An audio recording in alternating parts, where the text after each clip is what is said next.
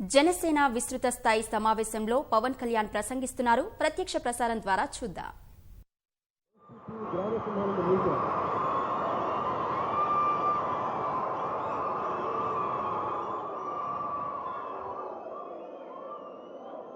బేల్కారము అనగా మురుగుట.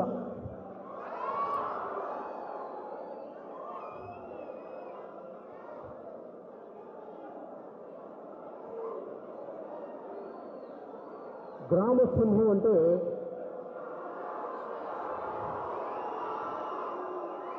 చాలా పదకోశాలు, చాలా నిఘంటువులు పరిశీలించిన పిమ్మట అసలు గ్రామసింహం అంటే ఏం తెలియదు రీసెర్చ్ చేశాను లాస్ట్ రోజు.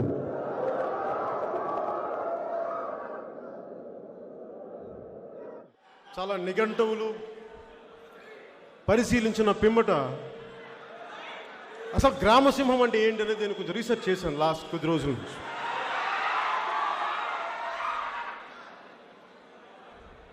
గ్రామసింహం అంటే సింహం అనుకున్నారు కాదు, అడవి సింహాలు మీరు అనుకున్నారు అవి కాదు, అది గ్రామసింహం. గ్రామసింహం బ్రౌన్ పదకోశం ప్రకారం కుక్కలు, వీధి కుక్కలు, శంకర్ నారాయణ తెలుగు డిక్షనరీ ప్రకారం పిచ్చి కుక్కలు, ఊర కుక్కలు,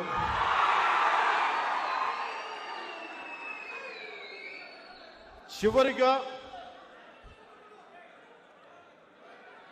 కొన్ని చివరిగా సూర్యరాయాంధ్రుని నిఘంటు ప్రకారం కరిచే కుక్కలు, అరిచి కరిచే కుక్కలు, ఎక్కువగా వాగి పళ్ళు రాలగొట్టించుకునే కుక్కలు,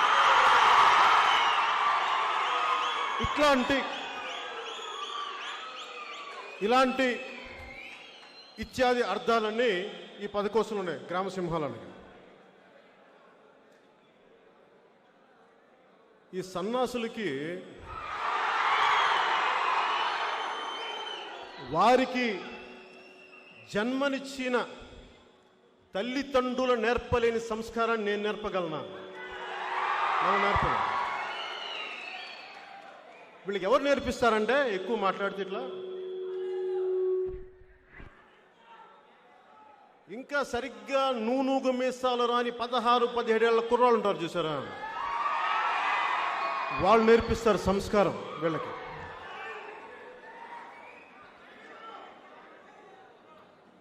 ఈ వైసీపీ వ్యక్తులకి డబ్బు, అధికారం, అహంకారం, మదం, మాత్సర్యం బాగా ఎక్కువగా ఉన్నాయి. వాళ్ళకి అన్ని పుష్కలంగా ఉన్నాయి. వాళ్ళకి లేనిదల్లా ఒక భయం లేదు వాళ్ళకి. భయం మీకు నేర్పిస్తానమ్మా. మీకు భయం అంటే ఎలా ఉంటుందో నేర్పిస్తాను మీకు.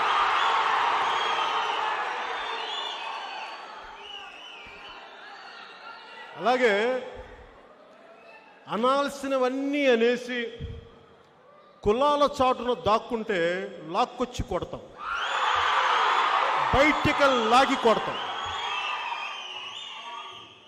కుదరకపోతే భారతీయ శిక్షా స్మృతి ప్రకారం మీకు చట్టపరంగా శిక్షలు పడతాయి. ఆ బాధ్యత మేము తీసుకున్నాం, జనసేన తీసుకుంటున్న బాధ్యత. నేను పార్టీ పెట్టినప్పటి నుంచి కూడా చాలా బాధ్యతగా ఉండేవాడిని. చాలా బాధ్యతగా మాట్లాడతాను. ఒక మాట తోలను.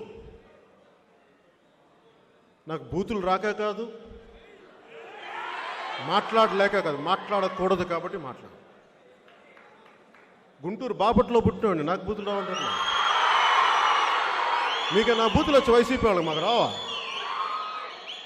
మీకు ఇంకా తెలుగులో తిడతారు, 4 భాషలో తిట్టగలను మిమ్మల్ని. ఒక్కరోజు టైం ఇస్తే మీరు కోరుకున్న నాకు ఈ భాషను మమ్మల్ని తిట్టు పవన్ కళ్యాణ్ అంటే అలాగే తిడతాను. నేర్చుకుందాడు మరి. తెలంగాణలో ఒక సామెత ఉంటుంది, అన్న అల్వాలు ఎడిపోవాలి అంటే అన్న ఉల్వలకి దున్నుతున్నానే అంటారు. కాదన్నా నేను అడుగుతుంది అల్వాల్కి ఎటు పోవాలి అంటే నేను ఉలవలకి దున్నుతున్నానే అంటాడు. ఆడు ఇట్లా చాలాసేపు అడిగింది. అరే నేను అడుగుతుంది ఏంటి, నువ్వు చెప్తుంది ఏంటంటే ఎవడు కావాలని చేస్తున్నాను. అట్లాగా నేను వైసీపీ వాళ్ళని ఏమడుగుతున్నాను, బాబు మీ సొంత చిన్నాయన వివేకానంద రెడ్డి గారు హత్యకు గురయ్యారు, ఎవరమ్మా చంపింది? పవన్ కళ్యాణ్ 3 పెళ్ళిళ్ళు ఎందుకు చేసుకున్నాడు, అదేంటి నా వ్యక్తిగత జీవితం ఏంటి? అలాగే బాబు మీకు ఎందుకు కోడికత్తిలో ఎవరమ్మా చేసింది ఆ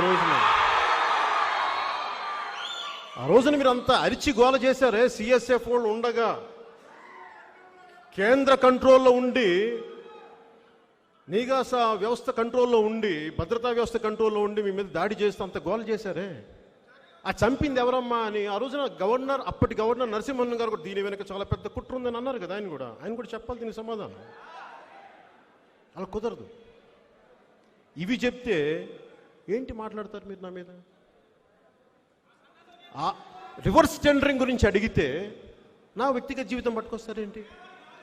నా వ్యక్తిగత జీవితం ఏముందిరా నాయన?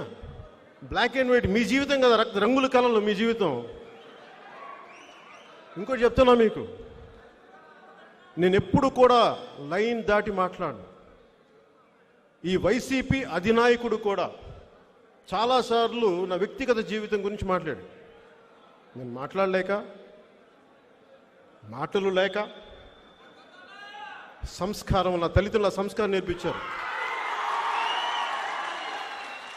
ఈరోజు మీ అందరి సాక్షిగా చెప్తున్నా, మనం పాటించాల్సింది. నేను మిమ్మల్ని పాటించమని కోరుకుంటున్నాను. ఈ రోజున నేను ఆడబిడ్డలకి చాలా గౌరవిస్తాను.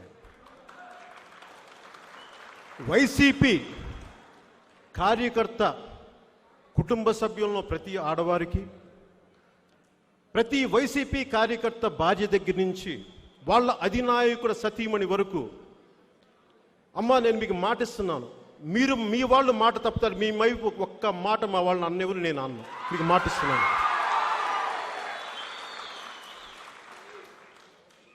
మీతో తేల్చుకుంటాం, వైసీపీ మీతో తేల్చుకుంటాం. పారిపోయే వ్యక్తిని కాదు. మీలాగా మాట తప్ప మెడం తిప్ప అవన్నీ మేము మాటలు చెప్పాం నాన్న, మేము చేసి చూపిస్తాం.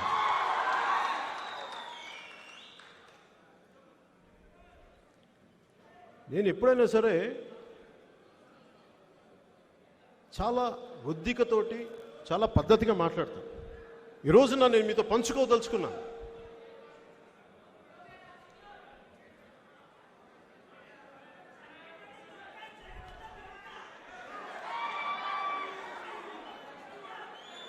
వాళ్ళు చాలాసార్లు అంటారు మా ప్రాథమిక హక్కు మాట్లాడడం. కరెక్టే, మీ ప్రాథమిక హక్కులు ఎప్పుడు దాకా? నా హక్కులు భంగం కలగనంత వరకే. నా హక్కులు భంగం కలిగితే మేము చూస్తూ కూర్చుంటామా? చూస్తూ కూర్చునే వాళ్ళం కాదమ్మా. మీకు తగినంతగా ఎలా చెప్పాలో, మీరు ఏ పద్ధతిలో కోరుకుంటారో చెప్పండి. మాకు ప్రజాస్వామ్య పద్ధతిలో కావాలంటే ప్రజాస్వామ్య పద్ధతి, లేదు మేము ఈ పద్ధతి కోరుకున్నామంటే మీ చాయిస్ ఇస్ యువర్స్ అమ్మ. మీరు ఎలా కావాలో చెప్పండి. మీకు యుద్ధం ఎలా కావాలో చెప్పండి.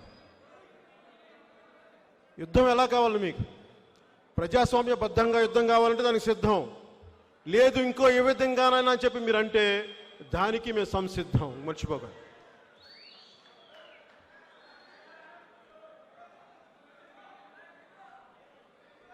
నేను పాలిటిక్స్లో నాకు ఎవరు లేరు. నాకు మా నాన్న ముఖ్యమంత్రి కాదు, మా మామగారు ముఖ్యమంత్రి కాదు. ఇదే పొన్నూరు ఇక్కడ చూడ మా నాన్న హెడ్ కానిస్టేబుల్గా పనిచేసిన, అక్కడ స్టార్ట్ చేసిన మా నాన్న. నాకు మా నాన్న ఇచ్చింది వారసత్వంగా ఏమి ఇచ్చిన ఆస్తులు ఇవ్వాల మా నాన్న. పెద్ద పెద్ద కార్లు ఇవ్వాల, ఇడుపల్లిపాయలు లాంటి ఎస్టేట్లు ఇవ్వాల మాకు మా నాన్న. వేల కోట్ల సంపాదన ఇవ్వాల మా నాన్న. మా నాన్న నాకు ఇచ్చింది ధైర్యం, తెగింపు, ధర్మరక్షణ. ఈ మూడు ఇచ్చారు వారసత్వం.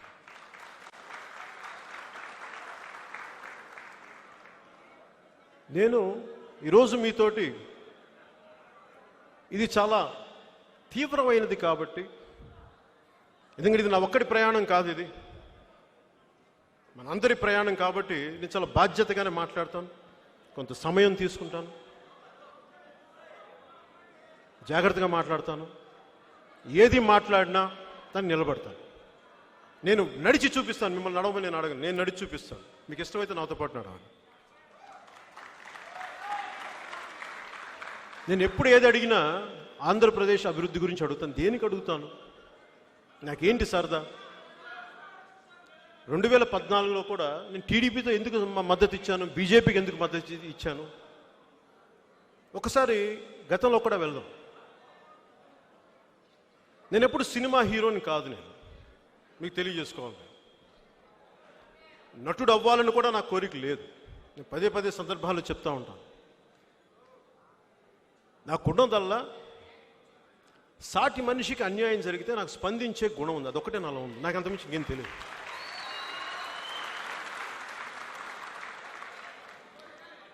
అది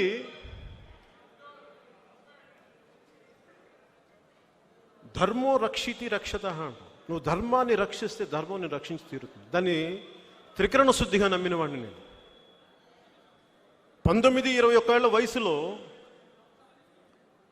నేను యోగ మార్గంలోకి వెళ్ళిపోయి, నాకు అవసరం లేదు రామ్లాల్ ప్రభుజీ యోగ మార్గంలోకి వెళ్ళిపోయి తిరుపతిలో ఉంటే, నువ్వు బాధ్యతల నుంచి తప్పించుకుంటున్నావు అని చెప్పేసి సోమరిగా అయిపోతున్నావు అని ఇంట్లో వాళ్ళు అంటే, గత్యంతరం లేక సినిమాలోకి వచ్చాను. ఇష్టపడి రాలేదు నేను సినిమాలోకి. రాజకీయాల్లోకి మటుకు ఇష్టపడి వచ్చాను నేను. ఎందుకు? సినిమాలు ఇష్టం లేక కాదు. సినిమాలు నాకు చాలా ఇష్టం, గౌరవం. అది నాకు అన్నం పెట్టేది, నా తల్లి. అది నన్ను తగ్గించట్లా నేను. కానీ రాజకీయాలు నాకు చాలా బాధ్యత. నేను ఏ పని చేసినా నా తోటలో ఒక పాదు తీయమంటే చాలా శుభ్రంగా తీస్తాను. పిచ్చి మొక్కలు, కలుపు మొక్కలు తీసేసి శుభ్రంగా మొక్క ఏపుగా ఎదిగేలా చేయగలను. అలాగే రాజకీయాల్లో కూడా ఈ కలుపు మొక్కలను తీసేసి ఒక బలమైన అభివృద్ధి వైపు కూడా మనం చెయ్యాలి. అంటే ఏ పని ఎంచుకున్నా నేను అంత శుభ్రంగా చేసి పెడతాను. ఒకళ్ళు మెచ్చి మేకతోలు కప్పుతారనో, లేదంటే నాకు పథకాలు ఇస్తారనో, ప్రెసిడెంట్ మెడల్ ఇస్తారనో నేను చేయను.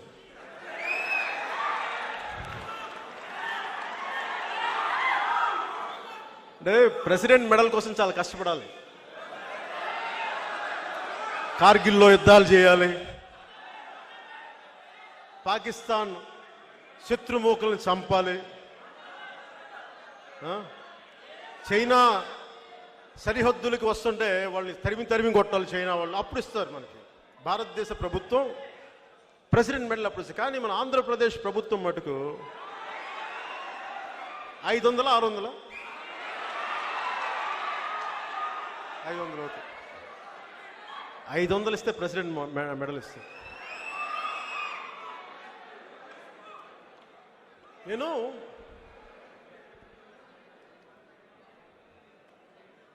సో పాలిటిక్స్కి బీజం ఎప్పుడు పడింది అంటే,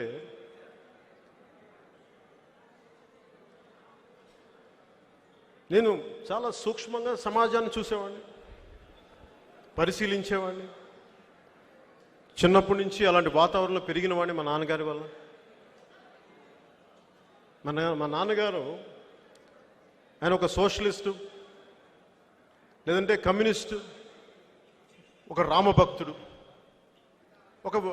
మనందరికి ఉండేది, మన కమ్యూనిజం మాట్లాడతాం, సోషలిజం మాట్లాడతాం, కానీ భక్తిని సంస్కృతిని వదులుకోం మనం. అది మన దేశ తాలూకు లక్షణం, అది మూల లక్షణం. అదే నేను అలవాటు చేసుకున్నాను. సమసమాజం ఉండాలని కోరుకుంటాను. సమసమాజం అంటే డబ్బు సంపాదించే వాళ్ళని చావగొట్టి వాళ్ళందరి ఎదుగుదలని ఆపేసి మొత్తాన్ని దరిద్రులను చేయమని కాదు. నిత్య దరిద్రుడు నిశ్చింత పురుషుడు అన్న సూక్తిని ఈ వైసీపీ ప్రభుత్వం చేస్తూ ఉంది. అభివృద్ధి ఎక్కడుంది మీకు? అభివృద్ధి గురించి మాట్లాడమంటే అభివృద్ధి గురించి ఏముంది మీకు? అభివృద్ధి అని అంటే ఓకే, వీళ్ళు ఈ కోడికత్తి కేసులో క్రైమ్స్, లేదంటే వాళ్ళ సొంత చిన్నాయన వివేకానంద రెడ్డి గారి హత్య కేసు, అదొక వైపు అయితే మా వాళ్ళ మీద దాడులు, మా జన సైనికుల మీద దాడులు, మా ఆడపడుచుల మీద మీరు దాడులు, అది ఒక వైపు అయితే అసలు అభివృద్ధి ఎక్కడుంది వీళ్ళకి? రోడ్లు వేయడానికి డబ్బులు లేవు, రోడ్లు వేయరు. ఒక పొలిటికల్ పార్టీగా మేము అడుగుతాం, మా హక్కు అది, మేము బాధ్యత తీసుకున్నాం. నాకేం సరదా కాదు. ఇంత లక్షలాది మంది ప్రేమించేవాళ్ళు, ఇన్ని కోట్లాది మంది ఆదరించేవాళ్ళు ఉండగా నేను ఒక బాధ్యత తీసుకొని ప్రతి సన్నాసి చేత నాకు తిట్టించుకోవాల్సిన అవసరం నాకు లేదు. కానీ ఎందుకు తిట్టించుకుంటాను అది కూడా అడుగుతాను, చెప్తున్నాను మీకు. దేనికి? ఇది నా సమాజం, నా దేశం అనుకుంటాను, నా నేల అనుకుంటాను, ఇది నా సమాజం. ప్రేమ ఈ నేల మీద. ఆంధ్రప్రదేశ్లో పుట్టాను కాబట్టి, తెలంగాణలో ఎదిగాను కాబట్టి నేను నా బాధ్యత ఇక్కడ దాకా నిర్వర్తిస్తున్నాను. నాకేం సరదా కాదు వీళ్ళందరి చేత తిట్టించుకోవటం. నేను యోగ మార్గం నుంచి వచ్చిన వాడిని, నాకేది అంటదు నాకు. అంటే వీళ్ళందరూ ఏమనుకుంటారు, నన్ను తిట్టేస్తే చాలా కింద కూర్చొని ఏడ్చేస్తాను అనుకుంటారా వీళ్ళు? వెలవల ఇట్లాగా ఏముంటుందని మన బుడ్డ దిగిపోయినట్టు ఇలా కూర్చుంటారు. అలా కూర్చోనమ్మా నేను. అస్సలు మీరు తిట్టే కొద్దీ బలపడతాను తప్ప బలహీన పడను, గుర్తుపెట్టుకోండి.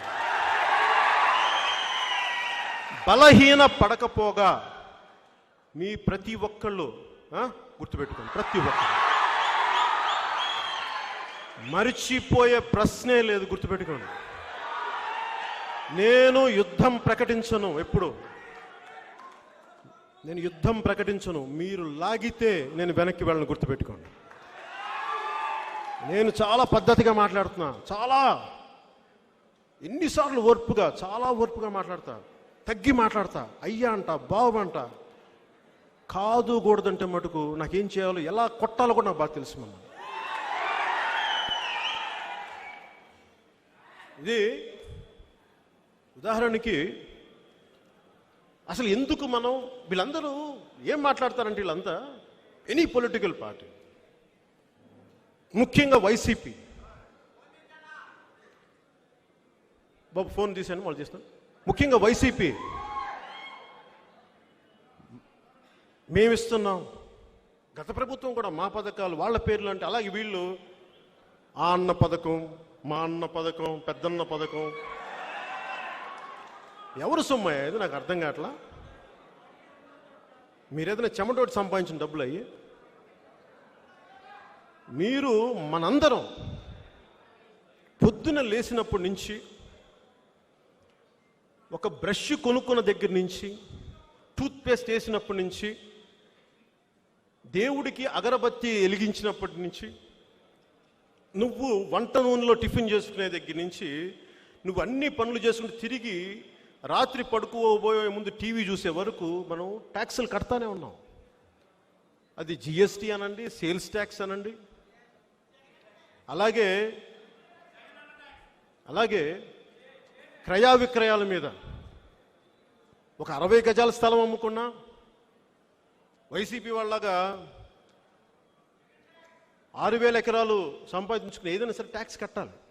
మేబీ 6,000 ఎకరాలు సంపాదించుకున్న వాళ్ళు ట్యాక్సులు కట్టడం అది మనకు తెలియదు, అది కొంచెం ఎక్సెప్షనల్ కేసులు. మరి ఇంతమంది ట్యాక్సులు కడితే ఆ ట్యాక్స్కి ఒక చోట చేరుతాయి. మీరు పొద్దున్న లేచిన, అలాగే కొంచెం అలా ఈ కొన్ని వ్యసనాలు ఏదైనా అలవాట్లేని ఉంటే, స్మోకింగ్ కానీ ఇవి కానీ, వాటికి 27% లేదా 70% ఈ ట్యాక్స్లన్నీ కట్టి వెళ్తే అవన్నీ ప్రభుత్వ ఖజానాలోకి చేరిన తర్వాత అయ్యి మనందరికీ ఒక క్రమ పద్ధతిలో అభివృద్ధి పదంలో పంచాలి. అలా కాకుండా వీళ్ళు నాకు ఓటేస్తారు వీళ్ళకి పంచుతా, వీళ్ళు నాకు ఓటేశారు కాబట్టి వీళ్ళకి పంచుతా, వీళ్ళలో కూడా వాళ్ళకి ఇస్తాను వీళ్ళకి ఇవ్వను, ఆ పెద్ద ఆయనకి పెన్షన్ ఇస్తాను ఆ పెద్దమ్మకి నేను పెన్షన్ ఇవ్వను, వీళ్ళకి నేను రేషన్ కట్ చేస్తా వాళ్ళకి రేషన్ ఇస్తా. ఇలా మీరు అస్తవ్యస్తంగా చేస్తే మేము అడగమా మిమ్మల్ని. అంటే మీరేంటి కిరాయి మోకలను పెట్టుకొని, కోడికత్తు గ్యాంగుల్ని పెట్టుకొని, లేదంటే కాదమ్మా, మీరు కోడికత్తు గ్యాంగుల్ని పెట్టుకొని, కిరాయి మోకలను పెట్టుకొని, లేదంటే బాంబులతో దాడులు చేస్తామంటే మేము భయపడతామా?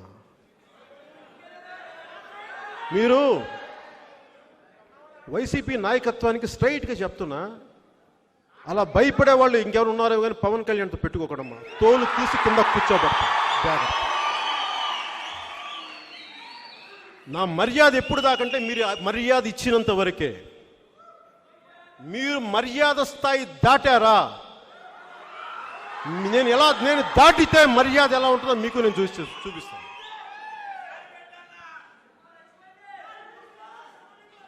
అలాగే నేను మన ఏదో సినిమా టికెట్ల గురించి ఏదో అడిగా. నాకేం వస్తాయి సినిమా టికెట్లు? నాకు వస్తాయి డబ్బులు. నాకేం థియేటర్స్ ఉన్నాయా? నాకు సన్నాసులారా, మీకు తెలియదా థియేటర్లు ఉన్నాయా? థియేటర్లు ఉన్నాయా? నాకు ఎవరికున్నాయి థియేటర్లు ఇక్కడ? మీ వైసీపీ వాళ్ళకి ఎక్కువ ఉన్నాయి. కాకినాడ థియేటర్స్ ఎవరు? మీ వైసీపీ వాళ్ళవి కావా? నెల్లూరు థియేటర్, నెల్లూరు మీకు ఎవరు? మీ మాగుడు శ్రీనివాసులు గారు మీ ఎంపీ కదా మీ. అదేలే ఇంకా అక్కడ ఇక్కడ కదా అన్నీ కలిపి నాకు వస్తాయి డబ్బులు. నేనేమడుగుతున్నా, టికెట్ రేట్లు నువ్వు 5 రూపాయలు కాదు 10 రూపాయలు కాదు ఏదైనా పెట్టుకొని సావండి, నాకు అనవసరం. నేను 5,000 రూపాయలకి అక్కడ మా ఇక్కడ అబ్బాయిని సినిమా చేస్తున్నప్పుడు నాకు మా ప్రొడ్యూసరు మా బావగారు అరవింద్ గారు ఇచ్చిన 5,000 రూపాయలు నెలకి. పెద్ద మనసుడు 5,000 రూపాయలు ఇచ్చారు. పాపం అంతమంది నేను ఏం కోరుకుంటాం. అలాగే జానీ సినిమాకి సినిమా పోతే డబ్బులన్నీ ఇచ్చేసాను. రూపాయి సున్నా తీసుకుంది. రూపాయికి అప్పు చేశాను 15 లక్షలు. నాకు సినిమా మీద నాకు ఇది లేదు. నేను అడుగుతుంది ఏంటంటే, సినిమా టికెట్లని నేను అడగలా, చాలా చిన్నది అది. నేను అడుగుతుంది ఏంటంటే, నా కష్టార్జితాన్ని ఒకరి కష్టార్జితాన్ని నువ్వెవడు దోచుకోవడానికి అంట. నీకు హక్కు లేదు. నీకు it's demand and supply. Demand and supply మీద ఆధారపడి ఉంటుంది. ఇది సోషలిస్ట్ కమ్యూనిస్ట్ ఎకానమీ కాదు, ఇది ఫ్రీ ట్రేడ్, ఇది మిక్స్డ్ ఎకానమీ. ఇండియా మిశ్రమ ఎకానమీ. ఇది ప్రైవేట్ ఎంటర్ప్రైజెస్ ఉంటాయి, పబ్లిక్ ఎంటర్ప్రైజెస్ ఉంటాయి. అలాంటప్పుడు మీ భారతీయ సిమెంట్స్ని అందరికి సిమెంట్ ఊరికే పంచచ్చు కదా. మీకు అన్ని లక్ష కోట్లు ఉన్నాయంటారు కదా. ఒక లేవు అనుకుందాం, అది టీడీపీ వాళ్ళు మీ మీద పెట్టిన ఆరోపణ అనుకుందాం. కొన్ని ఒక వాదనకి కనీసం మీరు ప్రకటించిన 700 కోట్లు తక్కువ లేవు కదా. ఏం చేసుకున్నారు 700 కోట్లు? పోనీ దాంతోనే అందరూ పంచండి డబ్బులు. అవి పంచరే మీరు. ఆ రోడ్డు మీద టెంపుల్ దగ్గర పూలు అమ్ముకునేవాళ్ళు, ఏముంటుందని పునుకులు వేసుకునేవాళ్ళు, వీళ్ళ దగ్గర కూడా కొట్టండి. మటన్ కొట్టే వాళ్ళ దగ్గర, మటన్ షాపులో తీసేసుకోండి, అవి కూడా లాగేసుకోండి. ఒక పని చేయండి, ఇళ్లలోకి వచ్చి బంగారం కూడా లాగేసుకోండి. మీరు సిగ్గుండాలి మీకు. అడుగుతున్న దానికి సమాధానాలు చెప్పరు మీరు. అడుగుతున్న దానికి మీరు సమాధానాలు చెప్పి అలవాటు లేదా మీకు? కాట్ల కుక్కలా అరుస్తారేంటి? మాట్లాడటం ఎప్పుడు నేర్చుకుంటారా మీరు? నేను ఎందుకు గ్రామ సింహాలు అన్నాను కూడా చెప్తా. ఒకసారి ఎక్కడో మన షూటింగ్ దగ్గర టీవీ పెట్టి చూస్తా ఉంటే సౌండ్ సరిగ్గా రావట్లా, ఈ వైసీపీ వాళ్ళు మాట్లాడుతుంటే. ఆ పక్కనేమో కుక్కలు తెగరుస్తున్నాయి. 2 మ్యాచ్ అయిపోయింది. ఇదేంట్రా?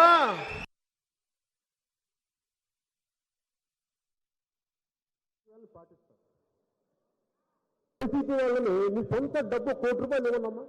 ఒక సైనిక్ బోర్డుకి మీరు ఎప్పుడు ఇచ్చి తెచ్చారా? మీరు ఎప్పుడన్నా దేశ సరిహద్దుల కోసం పనిచేసిన సైనికులు, దేశ సరిహద్దుల కోసం పనిచేసిన సైనికుల కోసం మీకు 700 కోట్లు ఉన్నాయి కదా మీ అధినాయకుడికి. ఆయన ఎప్పుడో 1 కోటి రూపాయలు మీరు ఒక పిల్లికి బిచ్చ వేయడం మేము చూడలేదమ్మా. మీ ఇప్పుడు దాకా వెళ్ళి తినే అన్నం కోసం మీరు కాకులను కూడా వేస్తారు. మీరు అంత పిసనారులు, మీరు పినాసులు. మీరు మాట్లాడతారు మా గురించి.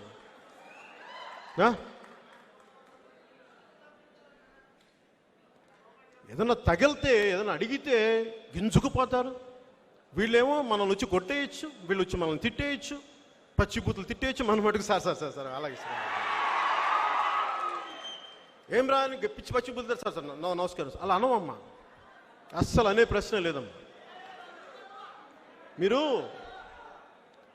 మీరు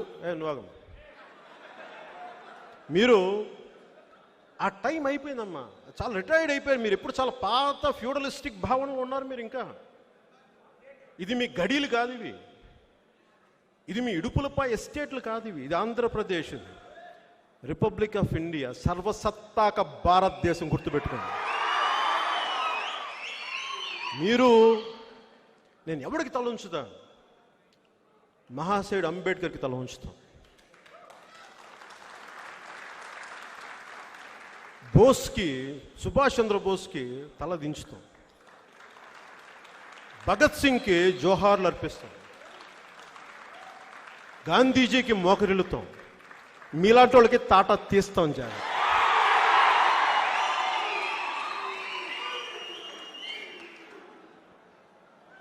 నేను మీరు ఏదన్నా అడుగు, ఇది మాట్లాడటం మానేశారు. అరుపులు ఒట్టిగొడ్డికి అరుపులు ఎక్కువ, వానలేని మబ్బుకి ఉరుములు ఎక్కువ. ఎందుకు ఇలా అరుస్తారంటే అభివృద్ధి లేదు కనుక. రోడ్లు వేసారా మీరు ఇప్పుడు దాకా వచ్చి? ఏం బిగుతారా మీరు రోడ్లు లేకుండా? ఒక్క రోడ్డు వేసారా మీరు? వేయరు. మేము ఇప్పుడు వస్తున్నామంటే ఇప్పుడు మా మసూదన్ రెడ్డి గారు చెప్పినట్టుగా వెంటనే ఒక 7 కిలోమీటర్లు పాడైపోయిన రోడ్ని మీరేంటి 2 రోజులు వేసేస్తారు హడావడిగా? మేము నమ్ముతాం మేము అవన్నీ. మేము అడుగుతుంది రోడ్లు.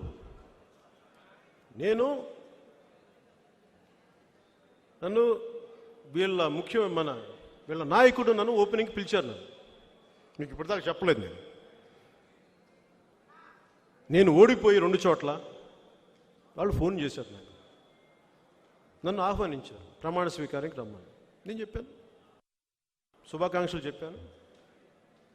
ఆ రోజే చెప్పాను, భవిష్యత్తులో చాలా నిర్మాణాత్మకంగా మేము వ్యవహరిస్తామని చెప్పాను. ఎక్కడనే మాట తప్పలేదే.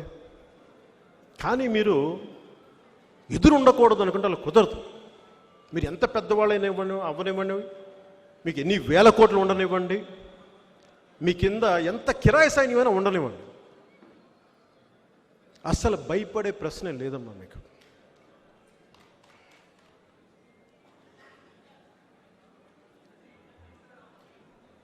మనందరం ఏం నమ్ముతామంటే, ఉదాహరణకు ఒక తోడేళ్ల గుంపు మేము జీతాలు లేకుండా మేము గొర్రెల మందరం కాపు కాస్తామంటే నమ్ముతామా మేము? వైసీపీ వాళ్ళు మేము ఏ అవినీతి లేకుండా మేము పాలన సాగిస్తామని మేము నమ్ముతామా మిమ్మల్ని? మీరు అమ్మే గవర్నమెంట్ ఈ సారాయి డికాలు డబ్బులు ఎక్కడికి వెళ్తున్నాయి? దాదాపు వారు చెప్పిన లెక్కల ప్రకారమే రాష్ట్ర ఆదాయం ఇట్లా ట్యాక్స్, ఇందాక మీకు చెప్పినట్టుగా బ్రష్ల దగ్గర నుంచి, పేస్టుల దగ్గర నుంచి, నూనెల దగ్గర నుంచి అన్నిటి మీద స్టేట్ ట్యాక్స్లు, తర్వాత మనకి రోడ్ ట్యాక్స్లు అన్నీ కలిపి, లేదంటే మనకి జిఎస్టీలు అన్నీ కలిపి మన షేర్కి వాటా అన్ని రకాలు వస్తే దాదాపు 1,29,000 కోట్లు, 1,00,000 కోట్ల పైన అనుకోండి. ఆ 1,00,000 కోట్లు ఏం చేస్తారు మీరు? జీతాలు ఇవ్వరు, జీతాలు 2 వారాలుగా లేట్ చేస్తారు, పెన్షన్లు ఇవ్వరు, పెన్షన్లు 3వ వారానికి కానీ ఇవ్వరు. ఈ మధ్యన వైజాగ్లో మాకు తెలిసిన వాళ్ళు ఉత్తరాంధ్రలో ఒక ఎక్సైజ్ ఎస్ఐ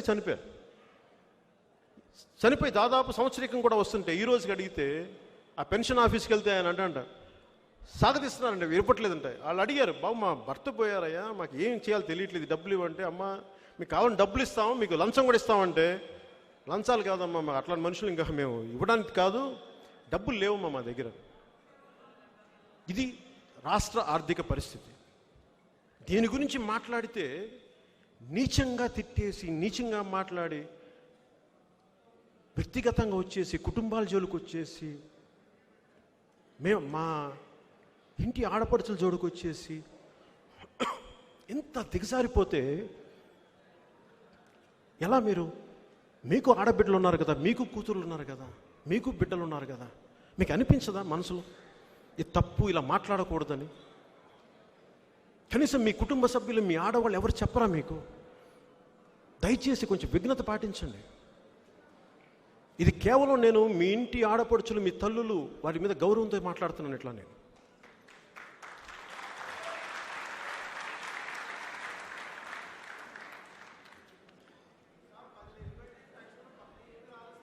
మాట్లాడు, కూర్చోండి. ఇందాక మీరు ఊహించుకోండి నా పరిస్థితి. నాకేం సరదా కాదు. మీరు అర్థం చేసుకోవాల్సింది, నేను కోట్లు ట్యాక్స్ కట్టే సినిమా రంగం నుంచి వచ్చినవాడిని. నాకేం సరదాగా. నేను ఒక జర్నీ కూడా చెప్పాలి మీకు. 2008లో అప్పుడు పిఆర్పి పార్టీ ప్రస్థానం కూడా చెప్పాలి, చాలా అవసరం ఈ సందర్భంలో. ఆ రోజున చాలామంది నాకు రాజకీయాల్లోకి ముందుకు రావాలని లేదు. మా అన్నయ్య గారు వస్తే ఆయన వెంట సహకారం అందిద్దామని వచ్చాను. నాకు అది సరిపోద్ది, ఎందుకంటే నేను ముందుకు వచ్చే వ్యక్తిని కాదు. నేను సాధ్యమైనంత వెనక్కి ఉండి మీకు నేను సపోర్ట్ చేసే వ్యక్తిని. ఆ రోజు పరిస్థితుల్లో ముందుకు వెళ్ళలేకపోయాం. ఇంతమంది ఒక సభ పెడితే 10 లక్షల మంది జనాభా వచ్చారు. ఉమ్మడి రాష్ట్రానికి దిశానిర్దేశం మారిపోద్ది ఈ పార్టీ వస్తే అనుకున్న పరిస్థితుల నుంచి అక్కడికి వచ్చినప్పుడు దానిని ఈ చుట్టుపక్కల వ్యక్తులు నడపలేని పరిస్థితిలోకి వచ్చి దాంట్లో భాగస్వామ్యం నేను ఏమి చేస్తా నిస్సహాయంగా ఉండిపోయాను. గుండెల్లో గూడు కట్టిపోయాను. కానీ మన కోసం వచ్చారు ఇంతమంది. మనం ఓడిపోతామో గెలుస్తామో, అది ప్రజాస్వామ్యంలో ఒక భాగం, అది ఎన్నికల్లో ఒక భాగం. అది కానీ మాటిచ్చానే, అది నన్ను తెలిపిస్తుందమ్మా. అది అందుకు నేను ఎప్పుడు బయటికి రావాలి. ఎలా చెప్పండి మీకు? ఏమైపోయామంటే బయటకు కాము కూర్చొని ఏం చేయాలో తెలియదు. నాకు ఎప్పుడు ఉన్న సమస్య రాజకీయాల్లో పాలకులతో సమస్య. మీరు చెప్పండి, ఇంతమంది ప్రజలు ఉన్నారు, ఇన్ని కోట్ల మంది ప్రజలకి సంబంధం ఏంటి చెప్పండి? నాకు ఎప్పుడు ఉన్న సమస్య రాజకీయాల్లో పాలకులతో సమస్య. మీరు చెప్పండి, ఇంతమంది ప్రజలు ఉన్నారు, ఇన్ని కోట్ల మంది ప్రజలకి సంబంధం ఏంటి చెప్పండి? ఏ ముఖ్యమంత్రి ఉన్నా, ఏ కులం నుంచి వచ్చినా ఆ పాలకులు చేసిన పాలసీలకి ప్రజలు ఎలా బాధ్యులు అవుతారు? ఇట్లాగా అందరూ నడుపుకుంటా వచ్చి రాష్ట్ర విభజన జరిగిపోయింది. రాష్ట్ర విభజన జరిగినప్పటి నుంచి ఇప్పుడు దాకా కోలుకోలేదు. నేను భయం వేసింది నాకు. 10 సంవత్సరాలు అందరూ తిట్లు తిన్నారే, ప్రజలు తిట్లు తిన్నారే. ఆంధ్ర పాలకులు చేసిన తప్పులకి ఆంధ్ర ప్రజలు తిట్లు తిన్నారే, ఆంధ్ర ప్రజలు భయానికి గురయ్యారే.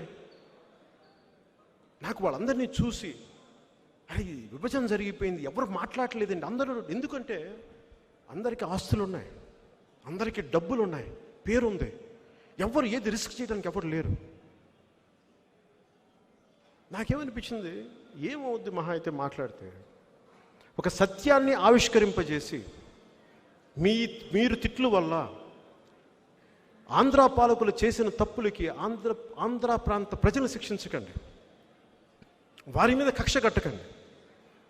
ఆ ఉద్దేశంతో వచ్చాను నేను. అలాగే ఈ మిగిలిపోయిన ఆంధ్ర రాష్ట్రం ముక్క ఎవరి చేతుల్లోకి వెళ్ళిపోద్ది? ఇది అన్నం ఉడికిందా లేదా అంటానికి ఫుల్ అన్నం చేతిలో పెడతాం, చిన్న మెతుకు పట్టుకుంటే తెలియదా? ఒక గృహిణికి తెలుస్తుంది. అలాగా వైసీపీ ఏంటో మొత్తం చెప్పాలి, పాలన చూడాలా, ఆదిలోని తెలియదా? ఇవన్నీ దృష్టిలో పెట్టుకొని అప్పటి ప్రధానమంత్రి అభ్యర్థిగా ఉన్న మోదీ గారు పిలుపు మేరకు వెళ్ళి తెలుగుదేశం పార్టీకి మద్దతు తెలిపితే అట్లా నా ప్రయాణం సాగింది. దీంట్లో ఎక్కడా కూడా మీరు చెప్పండి, నాకు నిజంగా ఒక పార్టీ స్థలం కావాలంటే నేను నా బిడ్డల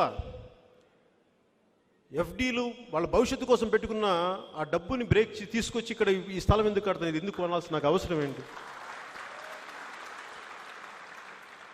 మీకు అధికారం రావడానికి ఎంత తోడ్పడ్డానే, నేను అడుగుండొచ్చు కదా ఒక స్థలం. కనీసం మీరు ఎక్కడ స్థలం చూపని నేను అడగలా. నాకు ఆత్మగౌరవం చాలా ఎక్కువ. ఎందుకంటే డబ్బులు లేకపోతే పస్తులు ఉంటాం, కానీ ఆత్మగౌరవాన్ని చంపుకోం, అడగం. నేను చేసి పెట్టేవాడిని, నేను ఇచ్చేవాడిని, తీసుకునేవాడిని కాదు.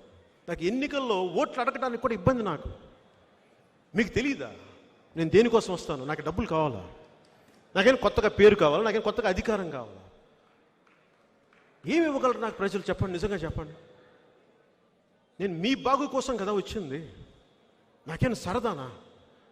అడ్డమైన గాడిదల చేత నేను తిట్లు తింటే నాకేం సరదానా? నిజంగా మాట్లాడతాను.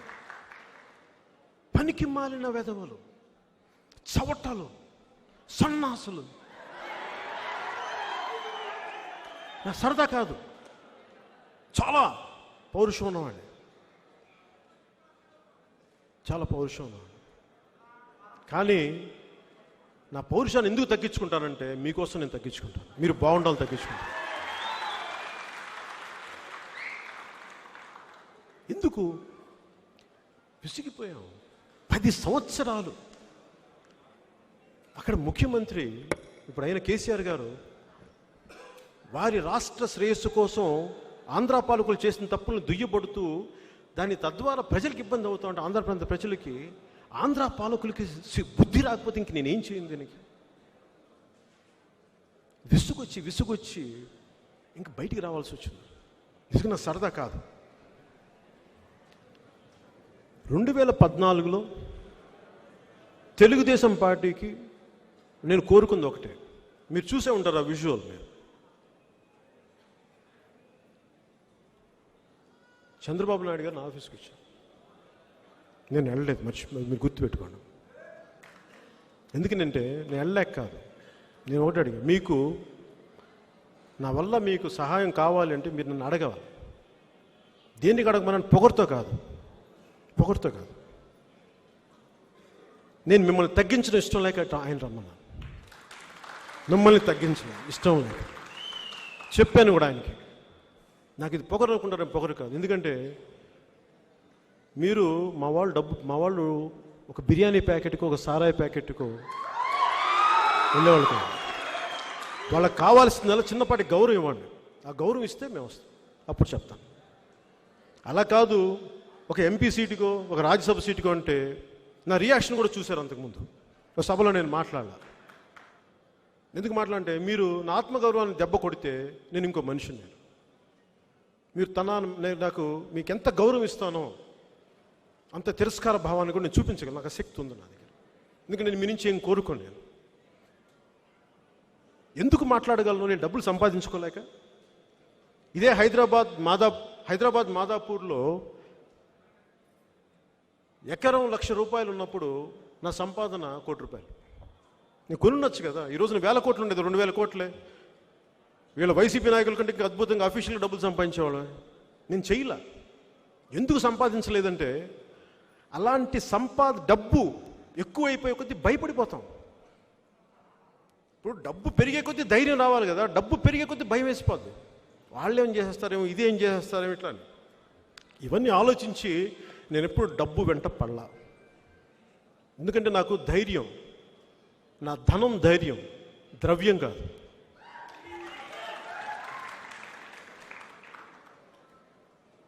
కులాల ఐక్యత అని ఎందుకు మాట్లాడాను? చాలామంది కోపం వచ్చింది 2 అంశాల మీద. ఇక్కడ చాలామంది ఆయన ఉన్నారో లేదో, చాలామంది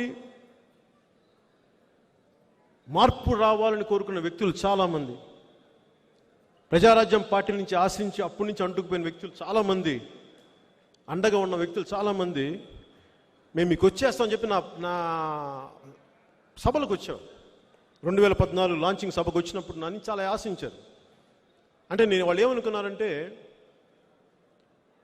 నేను వర్గశత్రువుని చూపిస్తానని చెప్పి. ఒక పార్టీకి ఒక వర్గశత్రువు కావాలి ఎదగడానికి, పోరాటం చేయడానికి. ఎదగడానికంటే కూడా పోరాటం చేయడానికి. టీఆర్ఎస్ అని పార్టీ ఎందుకు వచ్చింది? వాళ్ళ వర్గశత్రువు ఆంధ్ర పాలకులు. వైసీపీకి వర్గశత్రువులు కమ్మవారు.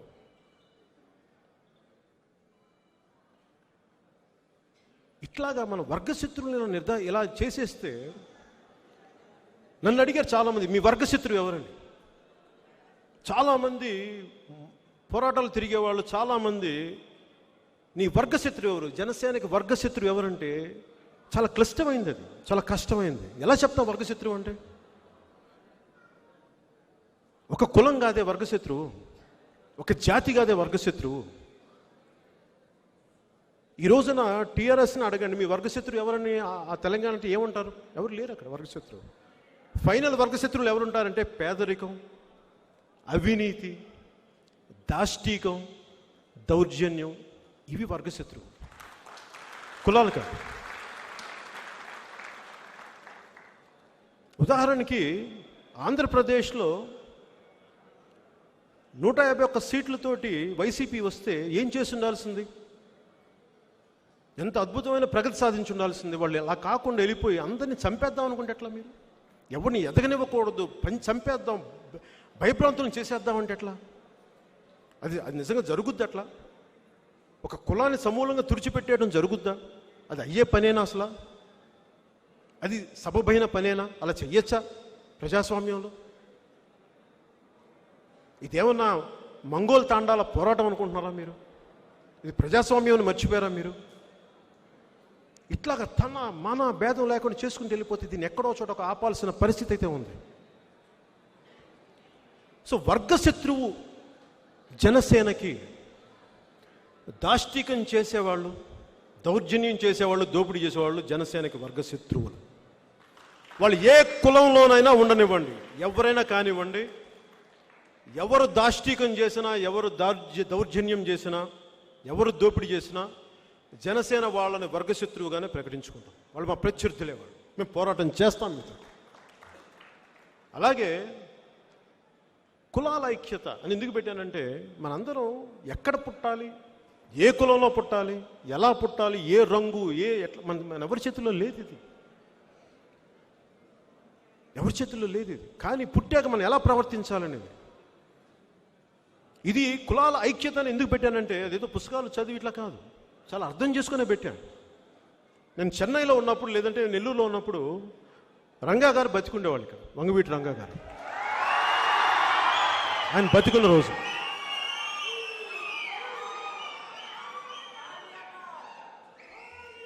వంగవీటి రంగా గారు బతికున్న రోజుల్లో నేను ఒకసారి చూశాను, 2 సార్లు చూశాను గుర్తులేదు. నేను మొత్తానికి ఆయన చూశాను. నేను కలవలేదు, నేను చూశాను. ఎందుకంటే నేను చిన్నవాడిని. ఆయన తీసుకొచ్చిన వాళ్ళు ఎవరు? ఆయన స్నేహితులైన కమ్మవారు, అన్నయ్య గారి ప్రొడ్యూసర్లు. రంగా గారిని రావడం చూశాను, నమస్కారం పెట్టడం చూశాను. నేను వాళ్ళకి కాఫీలు పంపించాను అంతే, కాఫీలు పురమాయించి. పోనీ నాకు అలాగే నా కజిన్ మెహర్ రమేష్ ఒక అబ్బాయి ఉన్నాడు. అబ్బాయి గుడ్లవల్లేరులో చదువుకుంటూ ఒకసారి సెలవులకు వచ్చేసాడు. ఏరా నీకు హాలిడేస్, ఇప్పుడు హాలిడేస్ కూడా కాదు, ఎందుకు వచ్చేసామంటే, లేదు క్యాస్ట్ గొడవలు జరుగుతున్నాయి, పాలిటెక్నిక్ కాలేజ్ మూసేస్తే వచ్చేసాను. నాకు అప్పటి నుంచి ఏంటంటే, ఏంటి ఇంత గొడవలు ఏముంటాయి? నేను నెల్లూరులో పెరిగినవాడిని, నేను నెల్లూరులో ఇంత గొడవలు ఎప్పుడు చూడలేదు. సో నాకు ఆ తర్వాత నేను దాన్ని అధ్యయనం చేయడం మొదలుపెట్టాను, కొన్ని చూశాను. రంగా గారు చనిపోవడం నాకు మనుషులు రావడం చూశాను చెన్నైకి, మెడ్రాస్కి. తర్వాత విజయవాడ ఒక 1 నెల రోజులు తగలబడిపోతున్నప్పుడు ఆ ఫోటోలు చూశాను. అన్నీ చూసి ఇట్లా అయిపోయింది ఏంటంటే, తర్వాత అర్థం చేసుకునే కొద్దీ అది దాన్ని మీ అందరికీ తెలిసిందే, నాకు అర్థమైంది. కానీ నాకు ఒక మౌలికమైన ప్రశ్న ఏంటంటే, రంగా గారు ఊరు వెళ్తున్నప్పుడు, ఆయన సభలు పెడుతున్నప్పుడు చాలామంది చెప్పేవాళ్ళు కృష్ణానది తీరం అంతా నిండిపోయేదని. మరి అలాంటి రంగా గారు అప్పటి రాష్ట్ర పాలకుల నుంచి, ఐఎమ్ వెరీ క్లియర్, అప్పటి రాష్ట్ర పాలకుల నుంచి నాకు ప్రాణ భయం ఉంది అంటే,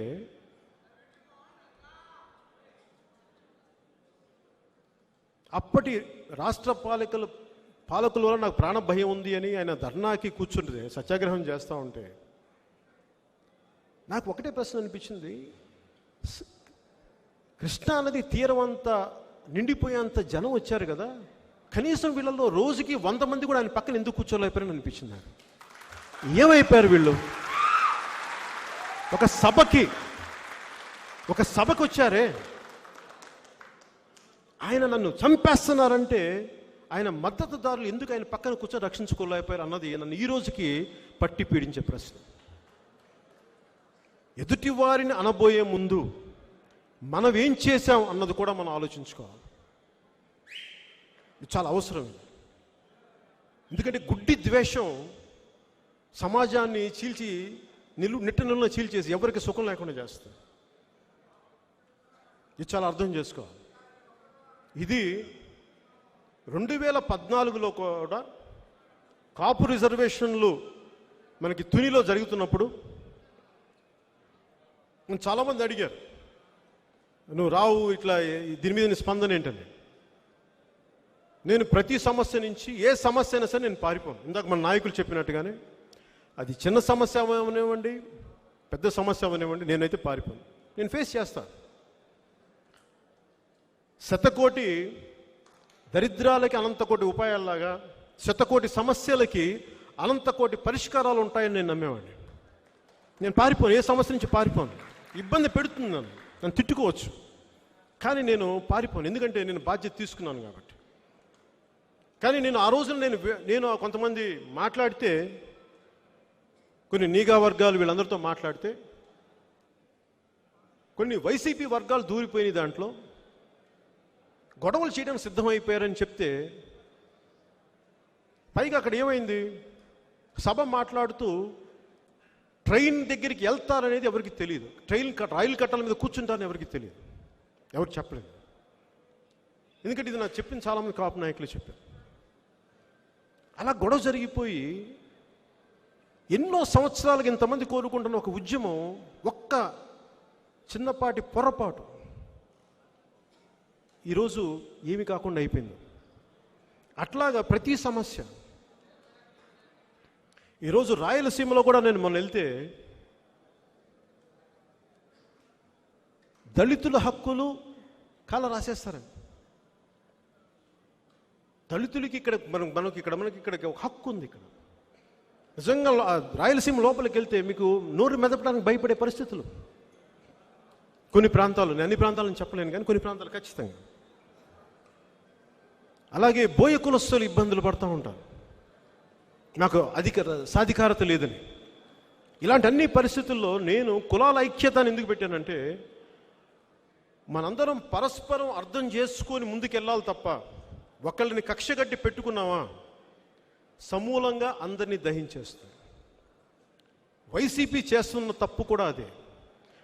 వారు వర్గశత్రువుగా ప్రకటించుకున్న పోరాటంలో రాష్ట్ర అభివృద్ధిని తగలబెట్టేస్తారు. ఇది చాలా మనం జాగ్రత్తగా గమనించాలి. రాష్ట్రం అంటే 2 కులాలు కాదు, రాష్ట్రం అంటే చాలా పెద్దది, గుర్తుపెట్టుకోండి.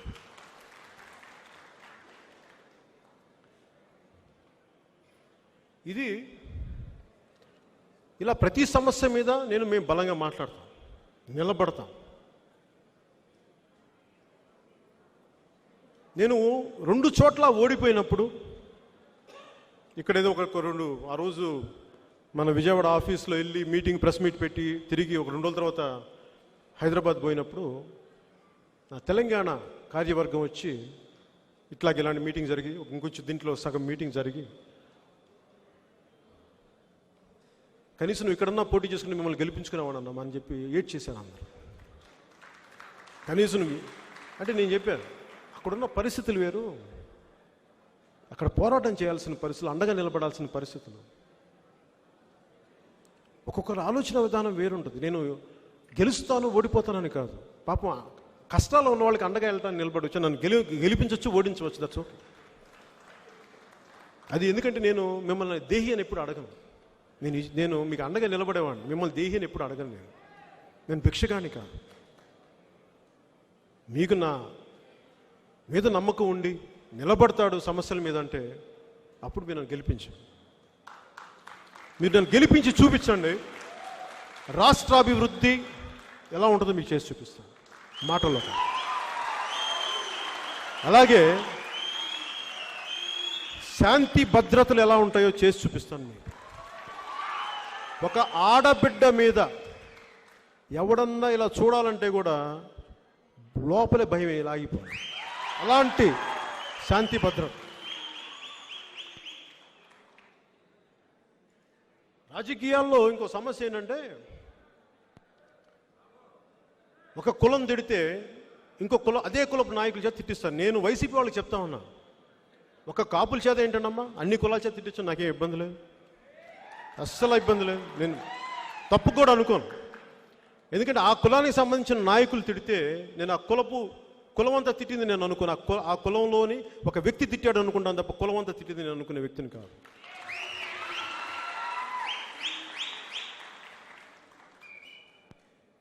నేను వీళ్ళందరికీ ఏముంటుందంటే నన్ను చూడగానే వీడిని ఏదైనా తిట్టేసేయచ్చు. నేను ఎప్పుడు ఎవరిని రెచ్చగొట్టను, మర్యాదగా మాట్లాడితే.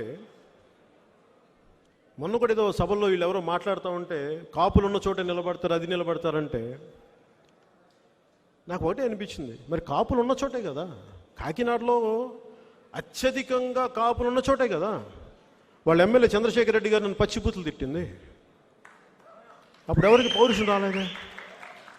నేను 100% కాపులు నిలబడతా నేను అనుకోను. ఎందుకు అనుకోను? నిజంగా అలా ఉండుంటే చంద్రశేఖర్ రెడ్డి గారు తిట్టడానికి ఆలోచిస్తారా? ఆలోచించగలరా?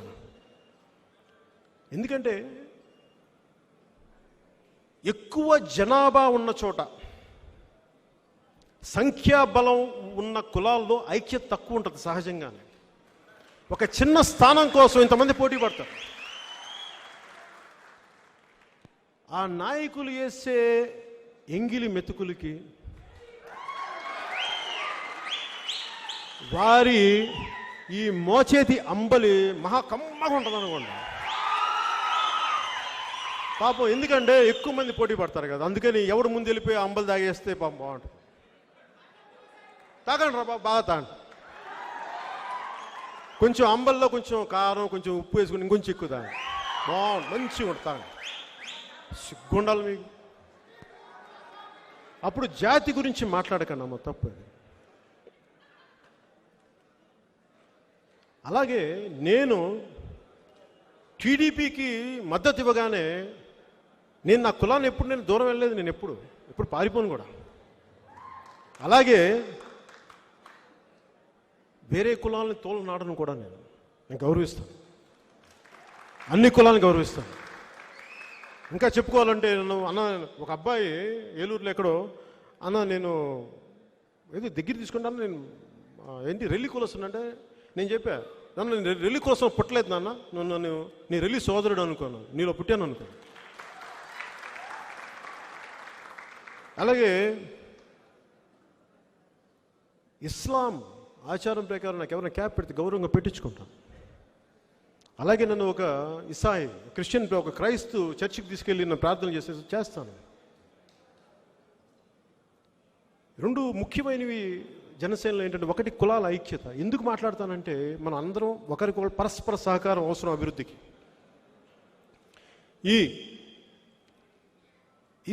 ఈ దీంట్లో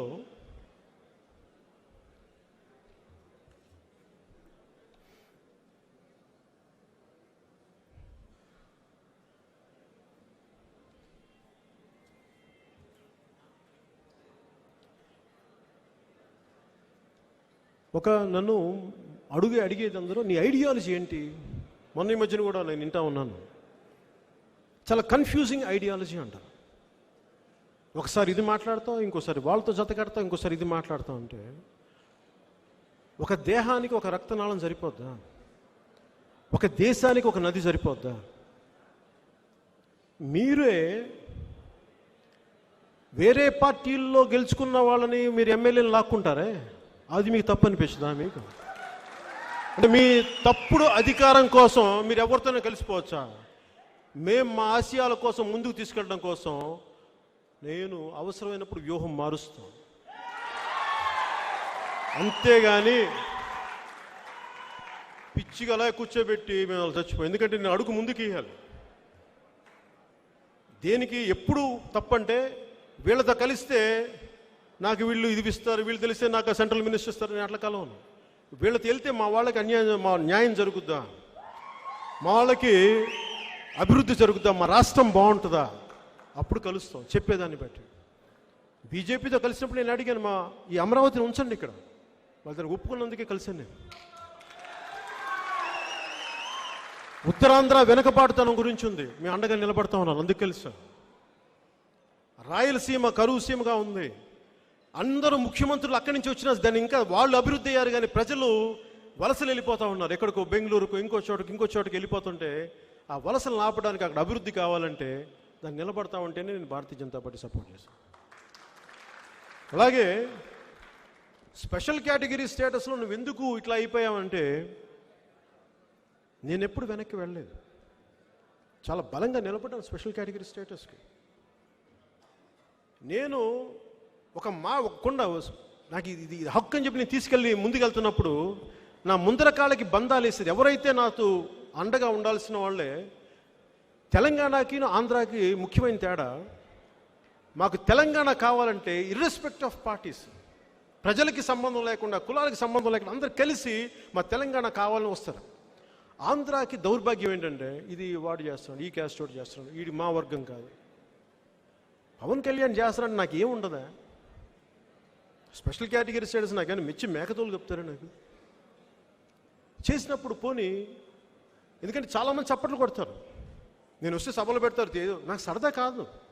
కేంద్ర ప్రభుత్వంతో గొడవ పెట్టుకోవడం అంటే సాహసం. అది దట్టు ఒక బలమైన ప్రధానమంత్రి, మామూలు వ్యక్తి కాదండి. ఆయన్ని ప్రశ్నించడం చాలా కష్టమైన పని. కానీ ఎందుకు చేశాను, ఆయనతో ఎందుకు చేశాను, ఆయన పాప ఆయనకి నేనంటే చాలా ఇష్టం ఆయనకి. మరి నేను ఎందుకు పెట్టుకున్నాను? మీకోసం పెట్టుకున్నాను. కానీ మీరు నిలబడలేదే నాకు. కనీసం నన్ను వైజాగ్లోనే గెలిపించుకొని ఉంటే స్టీల్ ప్లాంట్ కొంచెం బలంగా నిలబడేవాడిని. ఏం చేయగలను చెప్పండి? ఓట్లన్నీ వైసీపీకి వేసి పని నన్ను చేయమంటే నాదైనా పరిమితులు ఎలా చేస్తా? ఎక్కడికి వెళ్ళను, పారిపోను. నేను మాట తప్పను, నేను నిలబడతాను. కానీ మీరు కూడా ఆలోచించాలి.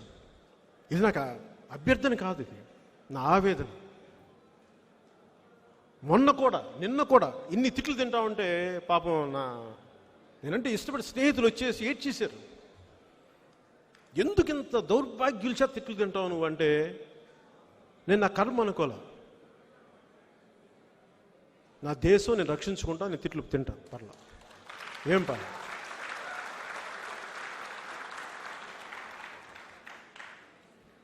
సో జనసేన ముఖ్యంగా నేను కులాలకు సంబంధించి 10 సార్లు మాట్లాడతాం. ఎందుకంటే మనందరం ఇంకా ఒక ఏకతాటిపైన రావాలి.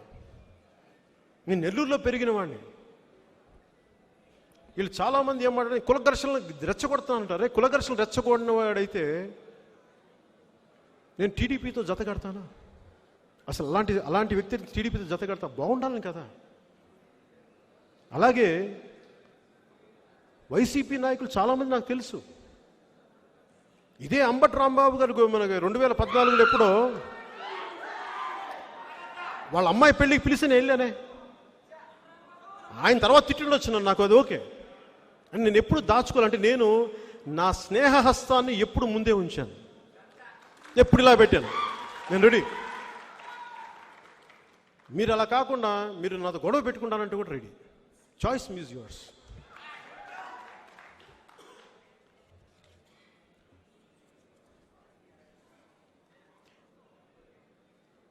నేను పోరాట యాత్ర స్టార్ట్ చేసినప్పుడు నేను 25 సంవత్సరాలని చెప్పాను మీకు ఆ రోజున. 25 సంవత్సరాలు 2014లో నేను 25 సంవత్సరాలు పనిచేస్తానని చెప్పాను. అదేదో మీ చేత చప్పట్లు కొట్టించడానికి సరదాకు చెప్పలేదు, నేను నిలబడటానికి చెప్పాను. 2 చోట్ల ఓడిపోయినా, ఇంత స్టార్డమ్ మొదలుకొని వచ్చినా, మేము 2009లో అప్పుడు ఎలక్షన్లో చేసిన పొరపాటుకు నేను ప్రాయశ్చితం చేస్తున్నాను, మీకు క్షమాపణలు అడుగుతున్నాను. మిమ్మల్ని 2 చేతులతో క్షమాపణలు అడుగుతున్నాను, ప్రాయశ్చితం చేసుకుంటున్నాను. ఒకసారి మాటిచ్చి నిలబడలేక నేను దాంట్లో ఉన్నాను కాబట్టి బాధ్యత తీసుకొని మీరు ఏ శిక్ష విధించినా, మీరు ముఖ్యమంత్రి పదవి ఇవ్వండి, ఇవ్వకపోండి, అది వరించనివ్వకపోండి, నాకు ఓకే.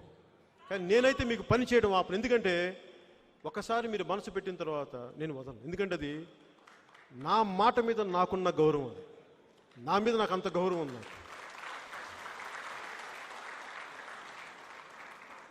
ఈ రోజున మీరు అర్థం చేసుకోవాల్సింది, ఇందాక చెప్పినట్టుగా నాకు ఇడుపులపై ఎస్టేట్ లేవు, పాల ఫ్యాక్టరీలు లేవు, సినిమా హాళ్ళు లేవు.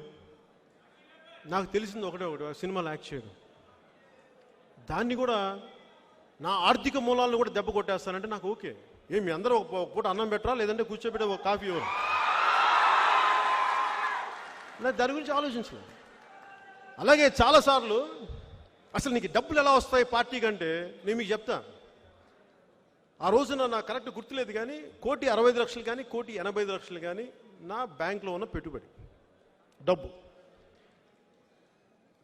పార్టీ స్టార్ట్ చేసేటప్పటికి నేనేమనుకున్నానంటే పార్టీ స్టార్ట్ చేయడానికి 1,000 కోట్ల అవసరం లేదు, టన్నుల కొద్దీ గుండె ధైర్యం కావాలి. అది నా దగ్గర ఉంది, అది నా పెట్టుబడి. ఒక అభిప్రాయాన్ని నిలబడి ఘంటాపదంగా బలంగా స్ఫుటంగా చెప్పగలను, అది నా బలం, అది నాకు తెలుసు. అది పైగా నేనేం ఆశించను కూడా. జీవితంలో సాయుధ పోరాటానికి సిద్ధమైన వాడిని నేను. వెనక్కి తగ్గే ప్రశ్న లేదు. పోతే ప్రాణాలు పోవాలి కానీ అడుగు వెనక్కి పడదు. అలాంటి నేను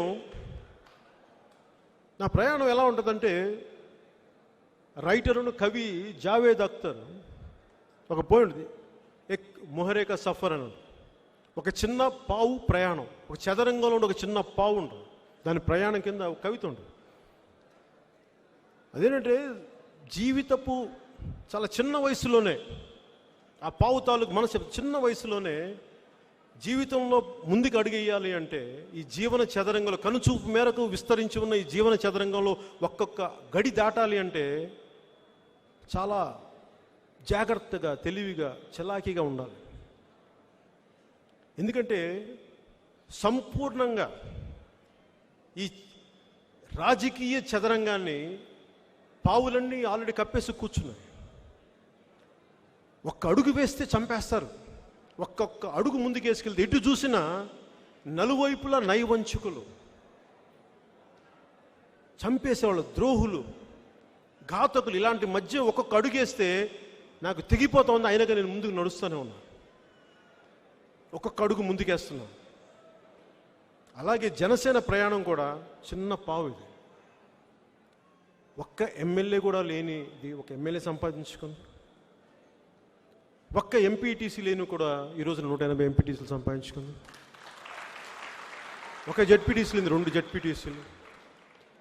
భవిష్యత్తులో ఆంధ్రప్రదేశ్ ప్రభుత్వాన్ని సాధిస్తాం. మనకి అక్కడ వెళ్ళి కూర్చుంటాం కాదు, ఇది ఒక్కరోజు ప్రయాణం కాదు. దానికి నేను ఒంటరిని. ఇంతమంది తిట్లు దీని ఇంటికి వెళ్తే ఎవరు నాకేం అనిపిస్తుంది, ఎవరితో మాట్లాడాలి. ఒకనే కూర్చుంటాను, రూమ్లో కూర్చుంటే పుస్తకాలు చూసుకుంటాను, చదువుతాను, లేదంటే నా మొక్కలను చూస్తుంటాను, అంతే. ఎందుకంటే ఇంతమందితో చేశాక నాకు ఎవరితో మాట్లాడాలనిపిస్తుంది, ఇంటికి వెళ్ళాక ఎవరిని ఒకటే ఉండాలనిపిస్తుంది. ఏకాంతమే ఉంటుంది, లోన్లీనెస్సే ఉంటుంది. ఇదంతా ఎందుకు భరిస్తానంటే నేను మీకోసం చేస్తాను, మనందరి కోసం, ఒకప్పుడు ఇచ్చిన మాట కోసం. నేను మర్చిపోను. అలాగే పోరాట యాత్ర అప్పుడు గంగమ్మ తల్లికి దండం పెట్టుకొని నా మత్స్యకార సోదరులు ఆశీస్సులు తీసుకొని నేను బయలుదేరాను.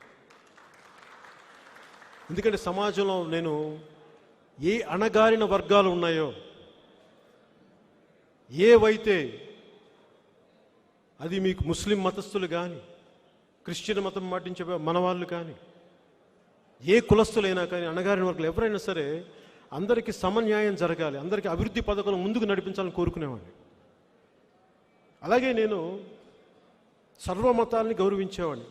నీ మతాన్ని ఆరాధించు, ఎదుటి మతాన్ని గౌరవించని సంస్కారం ఉన్నవాడిని. అలాగే ఒక మస్జిద్ మీద ఒక దాడి జరిగితే నేను వచ్చి నిలబడతాను, ఒక చర్చి మీద దాడి జరిగితే నేను నిలబడతాను. అలాగే నేను పాటించే హిందూ మతం మీద దాడి జరిగితే నిలబడి తీరుతాను, తప్పదు. అక్కడ రాజకీయం చేయాలి. ఈ మాట అంటే వీళ్ళు నొచ్చుకుంటారు. ఎందుకు నొచ్చుకుంటారు ఎవరైనా? రాముడి విగ్రహం, రామతీర్థంలో రాముడి విగ్రహాన్ని కొంతమంది నరికేశారని తప్పని మాట్లాడితే ముస్లింలు ఎందుకు నొచ్చుకుంటారు? క్రిస్టియన్ మతం పాటించే వాళ్ళు ఎందుకు నొచ్చుకుంటారు? అది మీరు అలవాటు చేసింది, అది నొచ్చుకుంటారు. ఎందుకు నొచ్చుకుంటారు? ఎందుకు నొచ్చుకుంటారు వాళ్ళు? మీరు అలవాటు చేసింది. ఇలాంటి పోతుంది. నేను ఇలా భయపడను, ఓట్లు వేయండి వేయకపోయి నాకు అనవసరం. కానీ ఏ మతం అయితే అన్ని మతాలకి సమానం అని చెప్పింది, ఆ మతాన్ని గౌరవించకపోతే ఇంకేం చేస్తాం మనం? దానికి నిలబడకపోతే దేనికి నిలబడతాం? అందుకు నేను మాట్లాడతాను. అది మాట్లాడగానే వీళ్ళంటారు నువ్వు హిందూ వాదన రెచ్చగొడుతున్నావు అంటారు. అంటే హిందూ దేవాలయాలు 141 దేవాలయాలు అంతర్వేదిలో రథాలు తగలబెట్టినా కానీ మీరు దోషుల్ని మీరు శిక్షించకపోతే ఏం మీరు ఇండికేషన్ ఇస్తున్నారు బయటికి ప్రపంచానికి? నేను దాన్ని ఖచ్చితంగా నిలబడతాను. నేను దేవుడికి దండం పెట్టుకొని ఇక్కడికి వచ్చి సెక్యులరిజం అనే పదానికి అందరూ తప్పుడు వర్షం చెప్పేశారు. సెక్యులరిజం అంటే హిందూ మతం మీద దాడి జరిగిన, మీకు ముస్లాం మీద దాడి జరిగిన, క్రిస్టియానిటీ చర్చిల మీద దాడి జరిగిన, ఏ టెంపుల్స్ మీద దాడి జరిగిన, బౌద్ధం మీద దాడి జరిగిన, హిందూ దేవాలయాల మీద దాడి జరిగిన సంపూర్ణంగా ఖండించాలి. జనసేన ఆలోచన లేకుండా చేస్తుంది. అంతేగాని ఇలా అంటేస్తే హిందూ మతవాది అంటారంటే నాకు అసలు ఆ భయం లేదమ్మా. ఫస్ట్ అది అర్థం చేయండి. ఎందుకంటే నా మనసులో ద్వేషం లేదు, నా మనసులో ధర్మమే ఉంది. నా మనసులో సంపూర్ణ ధర్మమే ఉంది. అందుకే నేను వెనకడుగు వేయను దానికి. అది అందరూ దయచేసి అర్థం చేసుకోవాలి. 141 హిందూ దేవాలయాల మీద దాడి జరిగితే మీరు పట్టించుకోరే? ఈ దేశంలో ఎవరైనా ఏ మతమైనా పాటించచ్చే. నాకు అభ్యంతరం లేదు దాని మీద. నేను అంత బయాస్డ్ వ్యక్తిని కాదు.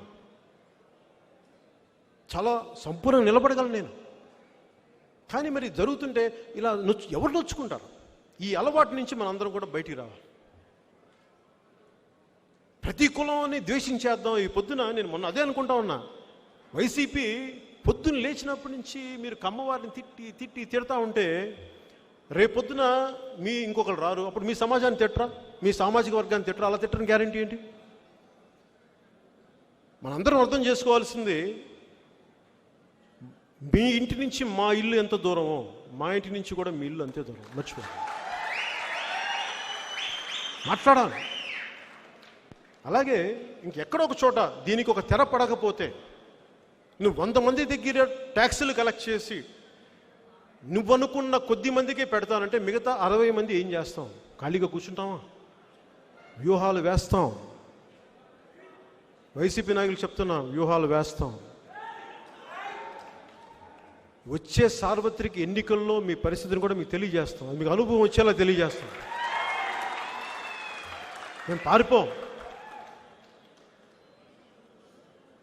జాతీయ స్థాయి నాయకుల దృష్టికి తీసుకెళ్తానే ఉన్నాను. ఇవన్నీ ఏ రోజు ఎప్పుడు ఢిల్లీకి వెళ్ళి చెప్తానే ఉంటాను.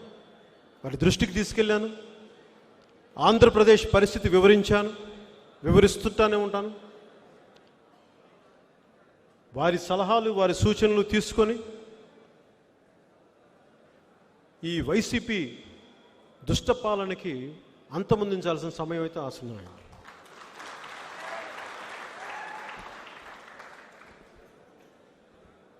ఈ రోజున నేను అందరికీ ఒక పిలుపునిస్తున్నాను. మీ దగ్గరికి మీ అందరినీ అభ్యర్థిస్తున్నాను.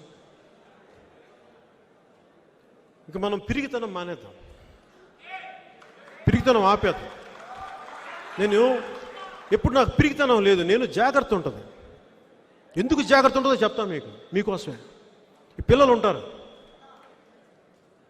మా పిల్లలు, నా బిడ్డలు జెండాలు పట్టుకొని బైకులు తిరుగుతూ ఉంటారు. నేను ఎవరి దగ్గరికి వచ్చి నమస్కారం పెట్టి తెలంగాణలో తిరుగుతాను. అందరూ ఎందుకు మాట్లాడతారు? మా వాళ్ళు కొంచెం ఒక మాట అనకంటే వాళ్ళు హుషారుగా బైకులు స్పీడ్కి వెళ్తారు తప్ప మా వాళ్ళు ఏం చేయరు. కొంచెం నమస్కారం, మంచిగా ఉంటాను. మీకోసం మంచిగా ఉంటాను. నా కోసం నేను ఎవరికి బయటికి రాను, ఇంట్లో నుంచి బయటికి రాను. కానీ మీకోసం నేను ఎప్పుడు బయటకు తగ్గి మాట్లాడతాను, మీకోసం. అలాగే ఆంధ్రప్రదేశ్ ప్రభుత్వ శాఖలందరికీ కూడా నా విన్నపం,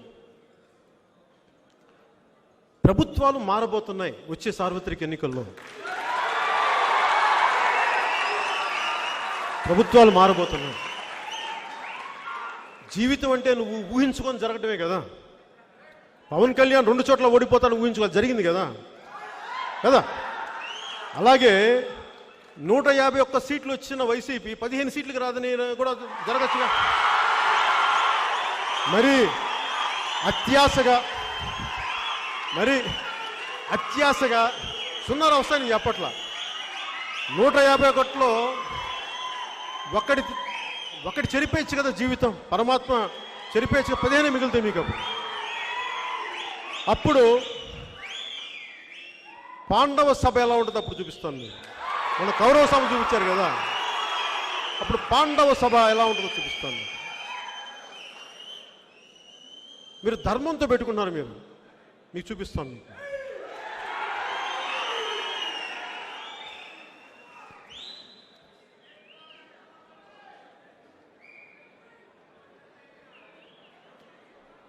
ఈ రోజున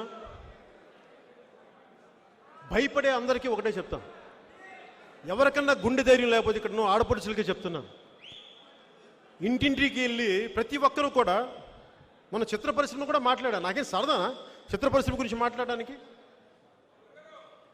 నాకు అసలు కాదు. కాకపోతే అది రాష్ట్రంలో భాగం. ఎందుకంటే మన సినిమాలు చూస్తాం, నచ్చుతాం, మన హీరో ఏ హీరోని చప్పట్లు కొడతాం. వాళ్ళందరూ నన్ను అడిగి, వాళ్ళల్లో కొంతమంది నా నిర్మాతలు కూడా మర్చిపోతారు. వాళ్ళు వచ్చి అడిగారు, ఇలా ఇబ్బంది పడుతున్నా, ఏం చేయాలో తెలియట్లేదంటే, వాళ్ళు రేట్ల గురించి కూడా కాదు, ప్రభుత్వం కంట్రోల్లోకి మాకు వెళ్ళడానికి ఇబ్బందిగా ఉంది అంటే ఏం చేయాలి? అందరి దృష్టిని ఇబ్బందులు పెట్టుకొని, అందరికంటే మాట్లాడాలని అందరికీ భయం కదా, ఇబ్బందులు పడతారు. వాళ్ళ కష్టాలు వాళ్ళకు ఉండొచ్చు, నేను కాదంట్లా. సో వాళ్ళందరి తరపున ఇప్పుడు నా దగ్గరికి వచ్చి 4 గోడలు చెప్తాను. ఎందుకంత బలంగా మాట్లాడగలంటే 4 గోడలు వచ్చి నా దగ్గర చెప్పి ఏం చేస్తారు? చెప్పచ్చు కదా బయట అంటారు, మళ్ళీ నీళ్ళు నవ్వుతారు. ఆ విసుగు తట్టుకోలేక చెప్పాను. అది వాళ్ళు చేస్తారో చేయరో నాకు అనవసరం. ఎందుకంటే మనకి ఇన్ని లక్షల కోట్ల బడ్జెట్లో 1-2 వేల కోట్లు, అది చాలా చిన్న పరిశ్రమ. అది కాకపోతే దాని ప్రభావితం ఎక్కువ అనుకోండి, గోల ఎక్కువ. అంతేగాని నాకు దాంట్లో నేను కోరుకున్న దగ్గరలో ఏంటంటే సమస్య ఉంది గుర్తించమని చెప్పాను తప్ప అంతకుమించి నాకు పెద్ద వేరే ఏం లేదు. మీరు సాల్వ్ చేసుకుంటారు. ఎందుకంటే నేను ఎలాంటి వాడిని చెప్తాను మీకు, నా సినిమాను ఉచితంగా వదిలేస్తాను, వీళ్ళు టికెట్ లేదు మేము ఉచితంగా వదిలేస్తాను, నా పెద్ద ఇష్యూ కాదు నాకు. అది నిజంగా నా సినిమా పెద్ద ఇష్యూ కాదు.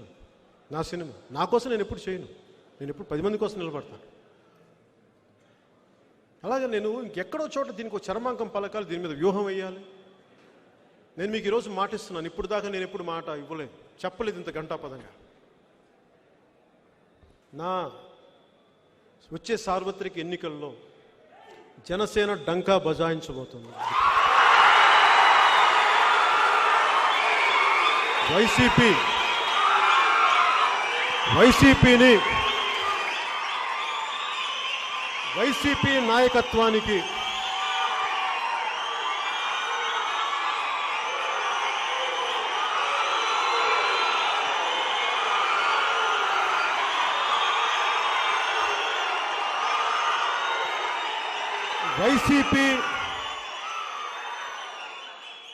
వైసీపీ నాయకత్వానికి నేను ఛాలెంజ్ చేస్తున్నాను. పవన్ కళ్యాణ్ ఛాలెంజ్ చేస్తున్నాను. రా బయటికి రా బయటికి పెట్టుకుందాం. రా మీరా మేమా రా తెలుసుకుంటారండి. ఏం పర్లా, మీ తాట తీసి మోకాళ్ళ మీద కూర్చోబెడతాను. ఇప్పుడున్నా స్పీకర్స్ కూడా చెప్తా ఉన్నాను, జనసేన స్పీకర్స్గా చాలా మంది వెళ్తుంటారు. మీరు మీడియాకి వెళ్ళి బలంగా మాట్లాడండి. జనసేన వైపు మాట్లాడితే తోలు తీస్తామని చెప్పండి.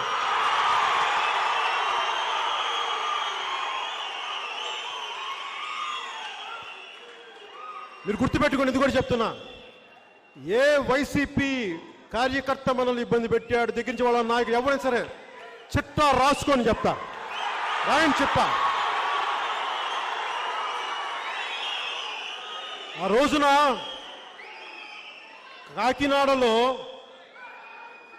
కాకినాడలో మా ఆడబిడ్డల మీద మీరు చేయి చేసుకున్నా నేను మర్చిపోలేదు. ఎందుకంటే మేం కెలకలా, మిమ్మల్ని మేము తిట్టలా, మీరే తిట్టేసి పచ్చిబూతులు తిట్టేస్తే మా కోపాలు రావా? మీ నాయకుని తిడితే మీరు ఊరుకుంటారా? మీరే తిట్టి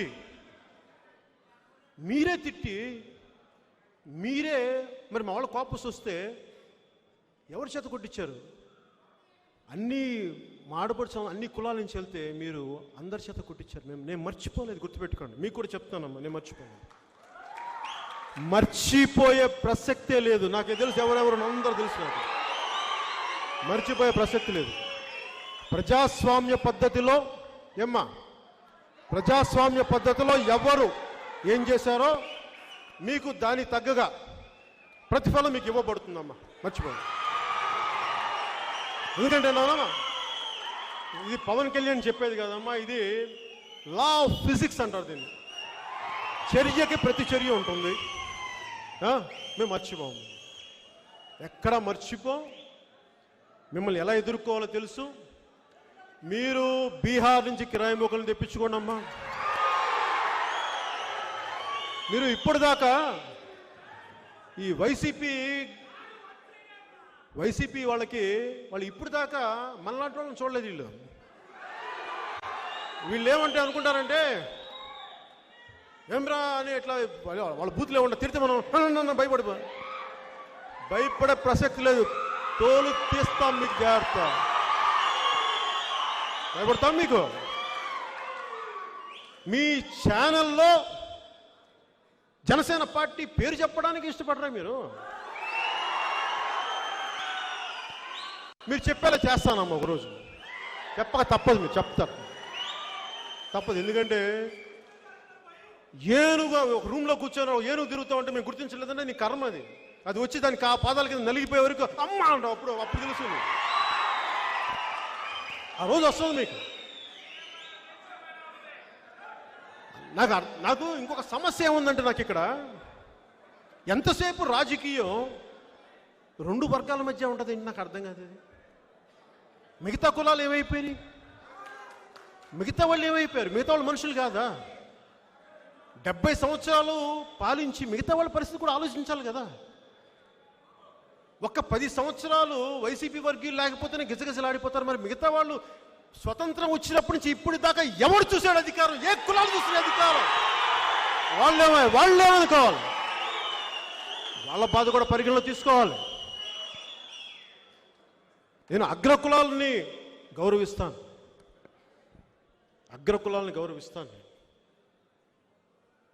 చాలా బలంగా గౌరవిస్తాను. మా నాన్నగారు ఈ మాగుండు సుబ్బు, ఇప్పుడు వాళ్ళ శ్రీనివాసరెడ్డి గారు అంటున్న వాళ్ళ ఎంపీ, మా నాన్నగారు స్నేహితులైన. నేను చిన్నప్పటి నుంచి నెల్లూరు రెడ్లతో పెరిగినవాడిని. నేను కులద్వేషాలు రెచ్చగొట్టిన. కాకపోతే అందరికీ సమన్యాయం చేయండి. సమాజంలో అందరం ఉన్నాం కదా, ఒక్కళ్ళం కాదు కదా, మీరు ఒక్కళ్ళే కాదు కదా, అందరికీ ఇవ్వండి స్థానం. పెత్తనం ఒక్కళ్ళే చలాయిస్తానంటే ఇలా కుదరదమ్మా. ఆ రోజులు అయిపోయినాయి, నిజంగా చెప్తున్నాను. ఒక్క కులమే శాసిస్తానంటే కుదరదు. ఆ రోజులు అయిపోయినాయి, మర్చిపోయి కుదరదు. ఇక్కడ ఇంతమంది ఉన్నాం, అడగండి ఒక్కొక్కరిని ఏ కులాల నుంచి వచ్చారు. అన్ని కులాలు ఉండాలి. ఒక్క కులం ఆధిపత్యం అంటే కుదరదు, తప్పది. నా కులం ఆధిపత్యం కూడా ఉండకూడదు. అన్ని కులాలు సమానంగా ఉండాలి. అందరూ ఉన్నారు ఇక్కడ. సర్వ మతాలు ఉన్నాయి, సర్వ కులాలు ఉన్నాయి. అందరికీ మనం ఒకేసారి స్థానం ఇవ్వలేక కుదరకపోవచ్చు. కాకపోతే ప్రయత్నం కూడా చేయకపోతే మీరంటే తప్పాలి. అలా కుదరకూడదు. ఇంకా దీన్ని మార్చుకుందాం, అందరం మార్చుకునేలా చేయాలి. రాజకీయం, ఆంధ్రప్రదేశ్ రాజకీయం అలా చేస్తే తప్ప ఆంధ్రప్రదేశ్ బాగుపడదు. దానికి జనసేన సంసిద్ధంగా ఉంది.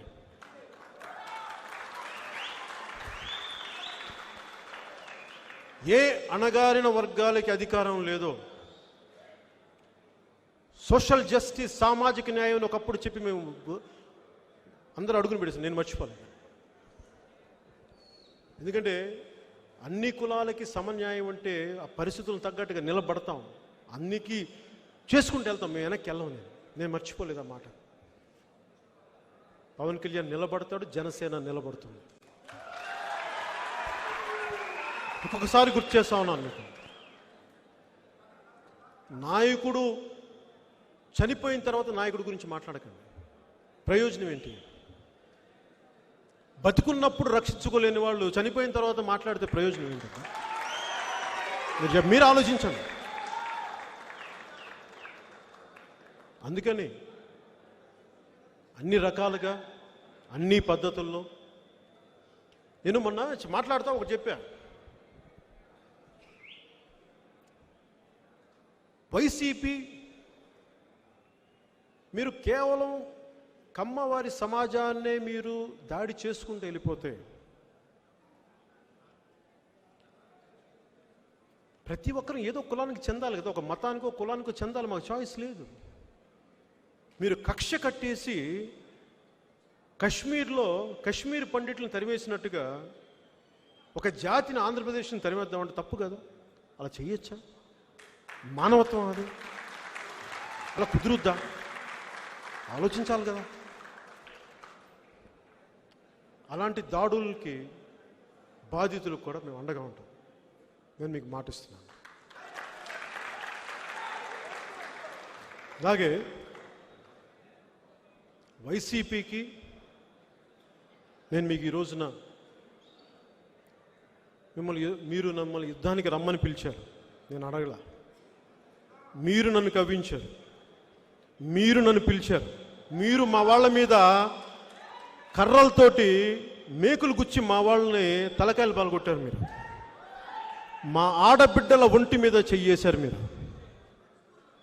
మా నాయకుల మీద, మా మధుసూదన్ రెడ్డి గారి నాయకుల మీద మీరు అక్రమ కేసులు బనాయించి ఇబ్బందులు పెడతా ఉన్నారు. ఎస్సీ ఎస్టీ అట్రాసిటీ యాక్ట్లు, దళితుల మీదే మీరు ఎస్సీ ఎస్టీ అట్రాసిటీ యాక్ట్లు పెట్టే స్థాయికి మీరు వెళ్ళిపోయారు. ఇక మిమ్మల్ని ఆంధ్ర రాష్ట్రం నుంచి పంపించేయాల్సిన సమయం అయితే ఆసన్నం అయిపోయింది. మీరు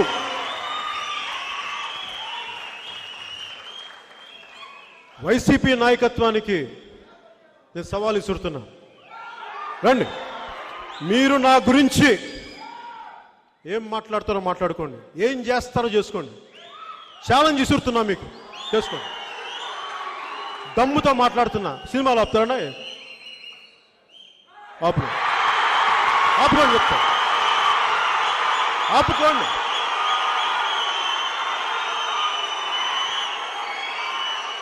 మిమ్మల్ని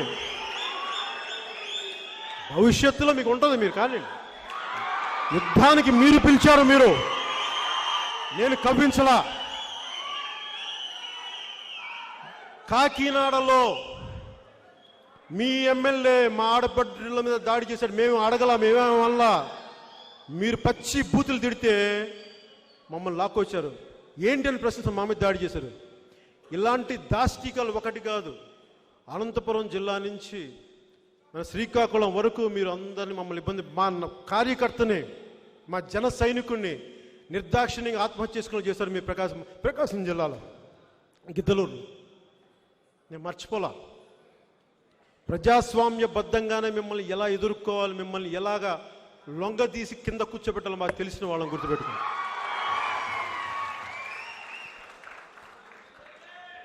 మీకు యుద్ధం సైజ్ ఎలా కావాలో కోరుకున్నామా?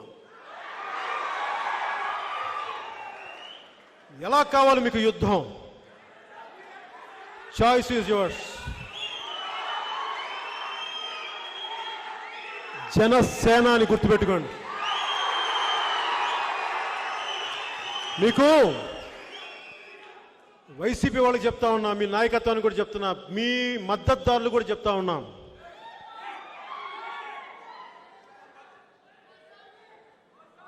ఒక ముగింపు మాట చెప్పబోయే ముందు ఒక మాట చెప్తాను. వైసీపీ 2018లో చాలామంది వైసీపీ మద్దతుదారులు, చాలా పెద్దలు, ఫార్మాసు రంగంలో ఉన్న వాళ్ళు కానీ, డాక్టర్లు కానీ, 3-4 సంవత్సరాలు పార్లమెంటేరియన్స్ కానీ, మా వాడికి జయవయ్యా అన్నారు. మీరందరూ నా ఫ్యామిలీ ఫ్రెండ్స్. ఈరోజు సభాముఖంగా తెలియజేస్తున్నాను, మనవాడు అనుకుంటే సరిపోదు, మనవాడి గుణం ఉందా లేదా అని కూడా మీరు గుర్తించాలి. మీరు మర్చిపోకండి. గొడ్డలిలో దూరిన కర్ర కులాన్నంతా కొట్టేస్తుంది, అది కూడా మర్చిపోకండి. కులం ప్రధానం కాదు, గుణం ప్రధానం. మీరు ఎవరిని సపోర్ట్ చేసి తీసుకొచ్చారో ఆ వ్యక్తి ఈ రోజున ఆంధ్రప్రదేశ్ని విధ్వంసాన్ని క్రియేట్ చేస్తున్నారు. ఆ పాపంలో బాధ్యత మీకు కూడా ఉంది, మర్చిపోకండి. మీ అందరికీ ఉంది. 2000 ఈ సార్వత్రిక ఎన్నికల్లో ఒకసారి మీరు కూడా కూర్చొని, పెద్దలందరూ కూర్చొని, కొంతమంది మీరు మాకు బంధువులు కూడా, మా అన్నయ్య గారి తరపున మీరందరూ కూర్చొని మీరు చేసిన ఈ తప్పుని ఎలా సరిదిద్దుకుంటారు మీరు కూడా ఆలోచించకపోతే తప్పు చేసిన వాళ్ళు అవుతారు. ఎందుకంటే నేను ఇంకొకసారి చెప్తున్నాను, మీకు మించి ప్రత్యేకించి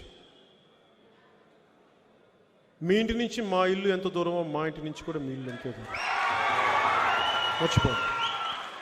మర్చిపో దయచేసి నేను రిక్వెస్ట్ చేస్తున్నాను మిమ్మల్ని. గుణప్రధానంగా వెళ్ళండి, కుల ప్రధానంగా వెళ్ళకండి. ఎందుకంటే నేను నిజంగా నా కుల ప్రధానం అయితే ఈ రోజు నేను నిజంగా కాపులు అయితే నా కాపులే ఓటేయాలి, కాపు నాకు అందరూ ఓటేయలేదే. అందుకని కుల ప్రధానం కాదు, ఇక్కడ గుణం ప్రధానం, గెలుపు ప్రధానం. నేను మనందరం ఒకటే వేడుకుంటా ఉన్నా, అణగారిన ఏ వర్గాలకైతే అధికారం లేదో ఇప్పుడు దాకా వహించిన నాయకత్వం వహించిన పాలక వర్గాలని గౌరవిస్తూనే మిగతా కులాలని అందలు ఎక్కించాలని నేను కోరుకుంటున్నాను. మిగతా జాతుల్ని, మిగతా మతాల్ని సముచిత స్థానంలో ఇవ్వాలని కోరుకుంటూ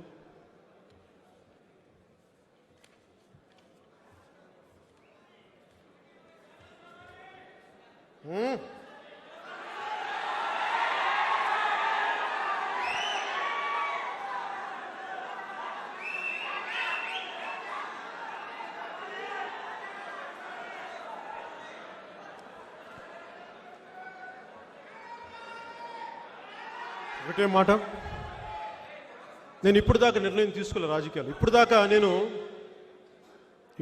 నేను ముగింపు మాటలకు చెప్తాను. ఇప్పుడు దాకా నేను ఒక సోషల్ యాక్టివిస్ట్లా పనిచేశాను, ఒక రాజకీయ నాయకులా ఎప్పుడు ప్రవర్తించలేదు. రాజకీయం మొదలు పెడతాం, గుర్తుపెట్టుకోండి. మీకు ఒకటే ధైర్యం ఇస్తున్నాను మీ అందరికీ, ఇక్కడ ఉన్న వారందరికీ, టీవీలో వీక్షించే వారందరికీ, నా మద్దతుదారులకి, నన్ను దీవించే వారందరికీ. నేను చాలా సంవత్సరాల క్రితం నా తుపాకీ ఇచ్చేసాను, నా గన్ ఇచ్చేసాను. చాలామందికి తెలియదు కదా ఎందుకు ఇచ్చేసాను, ఇప్పుడు చెప్తాను. చిరంజీవి గారు బయటికి వస్తే చాలా రాజకీయ ఈ సమతుల్యతలు దెబ్బతింటాయని చెప్పి, అందువల్ల మీ మీద దాడులు చేయబోతున్నారని చెప్పి, మీ మీద ఇట్లాంటి ఇప్పుడు నేను చూశారు కదా నిన్న మొన్న అలాంటివి చేయబోతున్నారని చెప్పి ఎప్పుడు చెప్పారండి? 2005లో చెప్పారండి. నాకు ఇది అపెండిక్స్ ఆపరేషన్, నేను హాస్పిటల్లో కూర్చుంటే ఎవరు చూడడానికి ఒక పెద్ద అధికారి ఒక ఆయన చెప్పారు. విన్నా ఏముంటాయండి సమస్యలు, మేమేమి దందాలు దోపిడీలు చేయలే, మర్డర్లు చేయలే, ఇంకేముంటుంది మాకు? ఏదో ఒక డొమెస్టిక్ ఇష్యూస్ అంటే ఎవరింట్లో లేవండి, అవన్నీ చూసుకుంటాలేనా. కాకపోతే సున్నితమైన మనుషులు కదా, మధ్యతరగతి మనుషులం కదా మనం, కాబట్టి మధ్యతరగతి మనుషులం కదా, మనకు ఒళ్ళు మనకు గుండాలు లేరు కదా, మనకు అండగా లేక భయం వేస్తే ఎలా అది 2008లో జరిగేటప్పటికి నాకు ఒకటే అనిపించింది, ఇలాంటి స్థాయి వ్యక్తికి కూడా ఇది జరిగితే మా మీద కూడా మీరు దాడి చేస్తే ఇంక సామాన్యుడి పరిస్థితి ఏంటి? అందుకే నేనేం చేశానంటే, ఏంటి వీళ్ళందరితో పోరాటం చేయాలంటే ఏం చేయాలి? ప్రాణభయమే కదా, ఆస్తి అన్ని పక్కన పెట్టి ప్రాణం చంపేస్తారేమో అంటే. సో నా సిగ్నల్గా నా సిగ్నిఫికెన్స్ దేనికి? తుపాకీ. నేను ప్రాణరక్షణ కొనుక్కుంటాడు తుపాకీ ఎవడైనా, నాకు ప్రాణరక్షణ అవసరం, నా తుపాకీ ఇచ్చేసి నేను వదులుకున్నాను. అంటే నేను ప్రాణాన్ని తెగించను అని నేను ప్రాణం మీద మమకారం లేదని చెప్తున్నాను. ఓటమి భయం, ప్రాణ భయం లేనివాడిని, యుద్ధానికి సంసిద్ధంగా ఉన్నవాడిని, కడదాకా పోరాడేవాడిని. ఒక్కసారి ఏ రాజ్యాంగం అయితే మనల్ని ఇలా కూర్చోబెట్టి మనకు హక్కునిచ్చిందో, ఈ సర్వసత్తాక భారత రాజ్యాంగానికి, తల్లి భూమి భారత్కి వందనాలు తెలుపుకుంటూ ఒక్కసారి మనందరం లేచి నుంచుంటే,